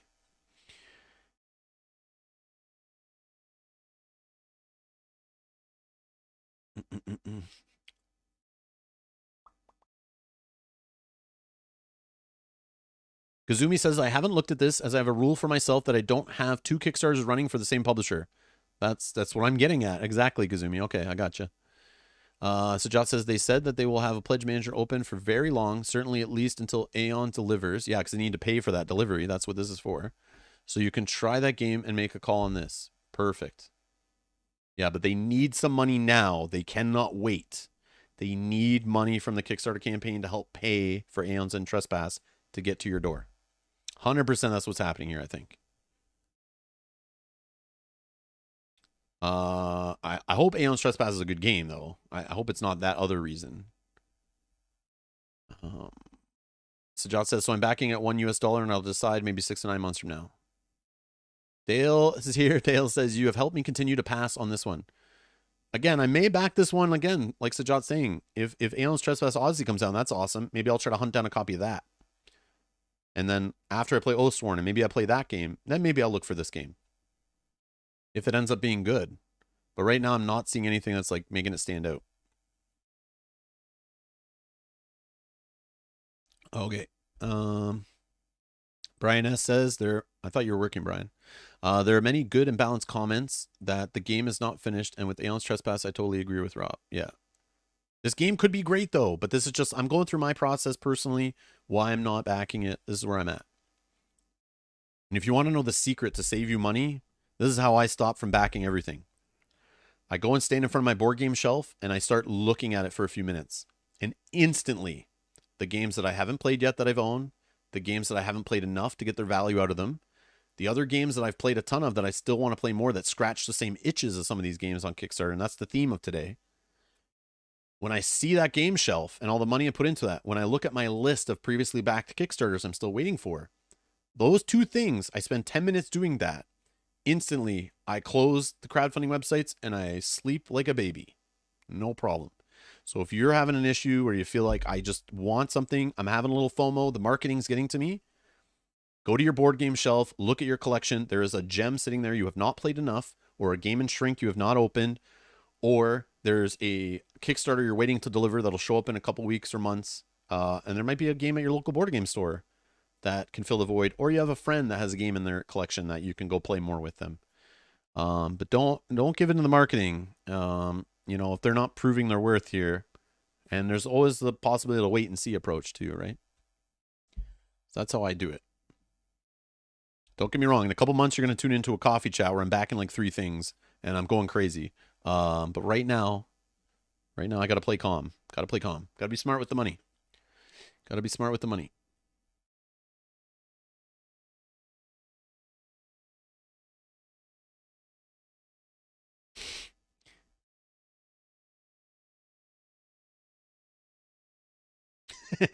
Mark, don't even get me into the fine print on this one. Yeah. Edward says Tiny Epic Dungeons has been getting good buzz so far. That is one I would probably buy at retail to try out. I did put that on my list to look into. I appreciate that, Edward. I appreciate that. Has anyone played Tiny Epic Dungeons in the chat? I'm curious. Anyone have any thoughts on that one? Yeah. Mm.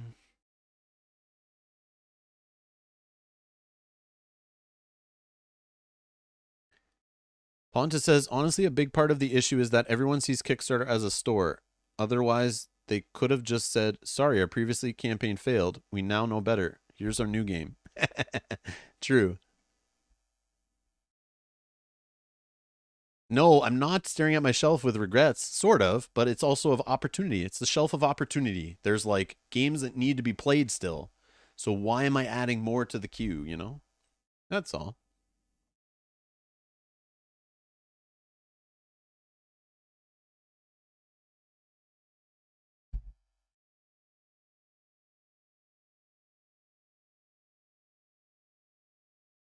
Ultravioletta says the only thing I backed this year is Final Girl Season 2, and that's because I got and loved Final Girl Season 1.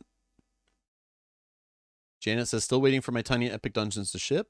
Dale says, Tiny Epic Dungeons, I've enjoyed it. Still haven't won, though, but only 3 plays. Okay, cool. Kazumi says, played a few times, but not enough yet to form an opinion. Oh, okay. Daniel says, could you make a list of games to be played on your shelf? No, I can't. So the problem is, yeah, what I've learned is if I start mentioning a game that I own, and I try to be careful with this now, because as soon as I mention a game that I bought and I haven't played, people instantly go buy it. Okay, there are a handful of people that will go buy it, and they'll be like, oh, Rob bought it, it must be awesome. But I don't like talking about games until I've actually played them or done a lot of research on them to know. And I don't like talking about games because then if I don't end up liking them or get them to the channel, people then keep asking, where's this game? Where's this game? So I kind of like to keep the games that I have or that I'm going to work on or eventually play, unless I'm like for sure it's going to be on the channel. I don't really want to talk about it. And I don't really want to give a list of games I bought. Yeah, so no. But I'll talk about games that I own and I've played already and I've compared and stuff like that. But yeah, I just don't want to really be like super open with my collection. Because I have a lot of good junk in my collection too. Games that I bought or games that publishers sent me, and they are not worthy of showing you guys on the channel. Or they haven't held up to the test of time, or I'm just not interested. So I like to treat this channel as like Rob's gaming table, where I'm trying to show you something I'm interested in, something that's cool. It's not about just like making content and showing you a shelf of games to review. Here's a shelf. Let's talk about that shelf. Or, you know, here's just a bunch of boxes. Let's talk about those boxes. I'm not really about that. So yeah, at this time at least. So yeah. So that's why I don't do like behind the scenes stuff like that. Let's go over my collection. Top 10 games I haven't played. Top 10 games on a shelf. Top 10 games with blue boxes. Yeah, I'm not doing that. That's not me. It's not what I do here. There's tons of channels that do that stuff, and you can go watch those all day long. Yeah, not for me. But that's my reason. That's my reason. Dale says, tell us. I came here to buy games and chew bubble gum, and I'm all out of bubble gum. Duke Nukem.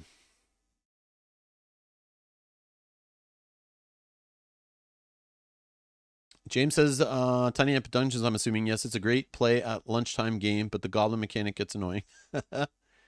Shelf of regretitunities. Yes, exactly. So one thing I could talk about that I do have that I mentioned it on the Discord, our producer Discord, is it's I guess it's crowdfunding related too. Is if I can get it here.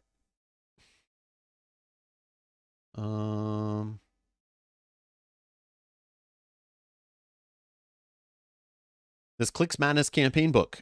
So I do have this. I'm going to feature it on the channel soon. I just need to get Hexplorer out, but it's an excuse for me to get the original Hexplorer out and try to play a campaign using this book. So Jonathan, the designer and publisher reached out to me and said, "Hey, I have some early copies. Do you want one?" I said, "Heck yeah," but I already have it on a future pledge that's coming.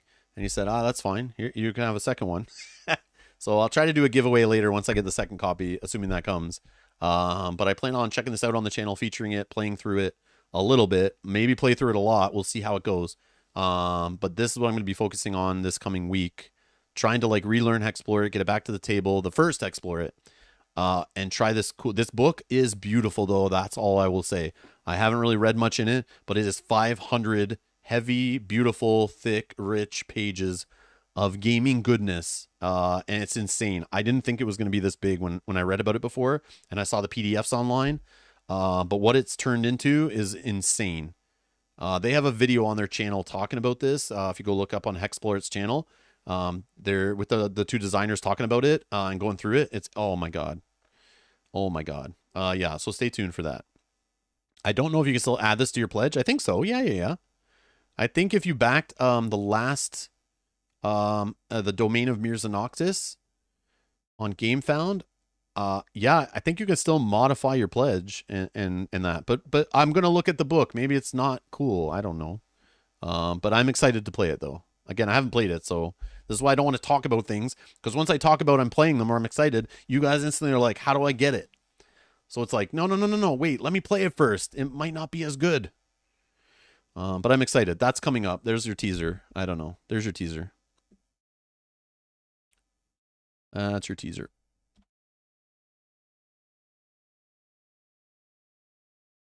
And also Aeon's End, Legacy of Gravehold. Like I said, it should be arriving Monday, so look for that soon on the channel. So yeah. Also, I got a notification about the Root stuff from the last Root campaign, so I'm looking to get back into Root soon. I missed that game, haven't played it in a while. Now that COVID restrictions are lightening up around here, hopefully I can get 4 players to the table again and we can play that a bunch. Try out some new factions. I might try out the solo modes and that stuff on the channel. But no promises. No promises. See, I don't want to get in trouble when I don't do it. Sean, the Marvel Champions Mad Titan Shadow campaign. I still have the decks together for that, but I think I'm not going to continue it. I think I would reapproach it and play it from the beginning if I play it again. With some different characters, some different decks. But I do want to play through that campaign. Yes, I do. I just don't think we're going to continue the existing one. But more Marvel Champions 100% will come to the channel. I've been collecting it still. I've been missing playing it. But again, kind of focus on one LCG at a time. So we're playing Lord of the Rings right now. But I will get Marvel Champions in there again. We will get back to Arkham Horror. So yeah, definitely more of that stuff coming on the channel. That I can say with confidence. Like, yeah, I've missed that stuff heavily. I want to play all of that stuff, but I get confused trying to play multiple of the same style of game. Yeah, I just don't want don't want to stress myself out trying to keep all the rules straight in all 3 games in the same week. So I appreciate your patience. Let's see. Stacy, I don't know when the Pledge Manager closes. When's the Pledge Manager close for that?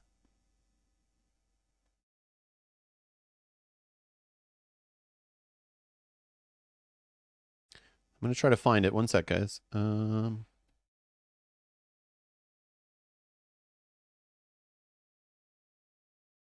Oh, let's see. Oh, there's an update. Time is running out. Oh, yeah.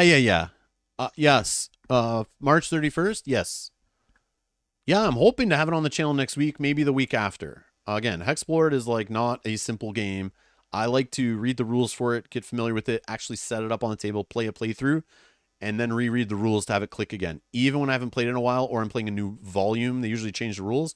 But the first Hexplored I have played the most, but again, this campaign book has many pages of rules altering stuff to turn it into this campaign game that I have to read through. So right now it's an unknown how long it's going to take me to spend time to feel comfortable with it, to really play through it and make a good stream out of it and be able to talk about it.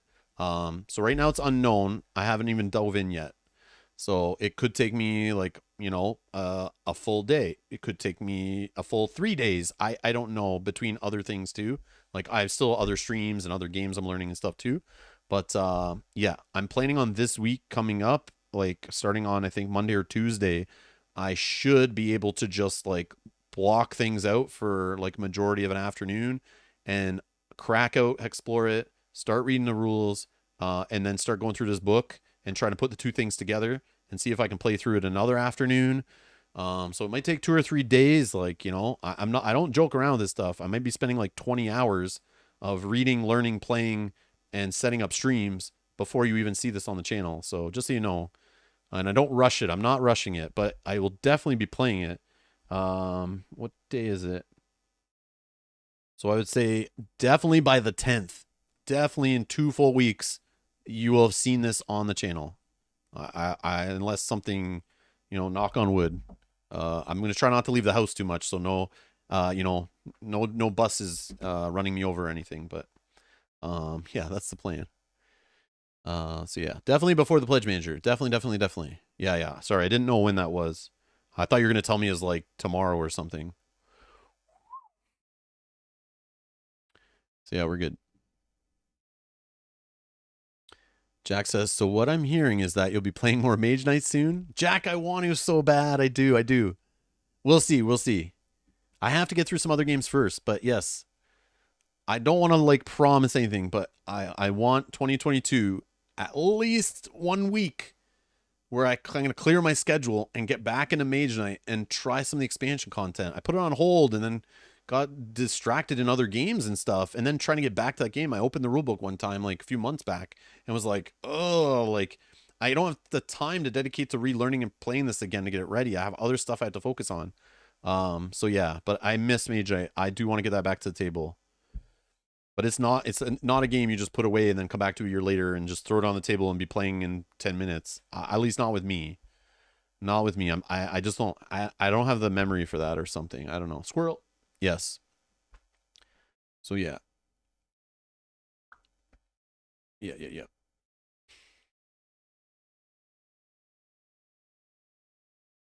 Yeah, Mage Knight's awesome, man. I love Mage Knight.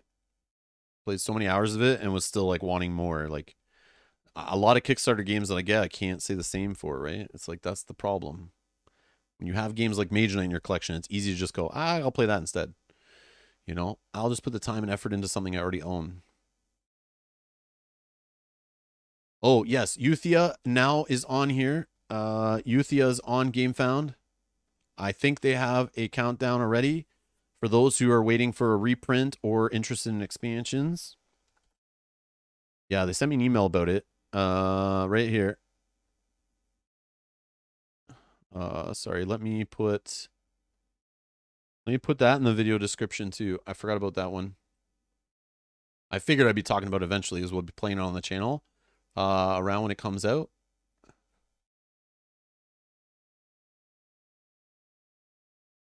Let me put that in the video description. So again, if you're looking for any of the games we talked about today, most of them are in the video description, minus the sock folding one. I think I didn't put that in there. Maybe I did. 65 days.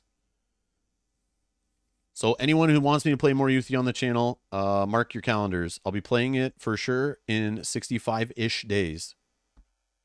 Around the time when people can actually put some money down on the game. Because playing it right now, all that does is say, look what I have and you don't. And I'm not a fan of doing that too much. So, yeah. So you guys can back it in 65 days. It's a reprint. So I'll play it around that time. And, you know, people are interested in it. We can play it, talk about it. I'm going to play the new scenario that has this rock monster in it, which has separate rules and stuff and new components that I've never played before on the channel. So I'm saving that for that time. So there you go. If you want to see how that works. Mark your calendars. But you can follow it now so you don't miss it. That is there. And yeah. I get nothing out of it. No kickbacks. I'm not being paid or anything like that. They just sent me the game before. I fell in love with it. And yeah, so keep that in mind. So full disclosure, I have not bought Euthia. I was given it. So keep that in mind. Keep that in mind. So yeah. Keep that in mind. Didn't change the fact that I wanted to stream it over and over again. And all they asked was that I play it once on the channel. The fact I spent time playing it multiple times just shows you. Yeah, so there you go. There you go. And they only asked if I'd play it around the time of their game found, and it makes sense too, right? Like, it makes sense, like, why play it now? But yeah. Yeah.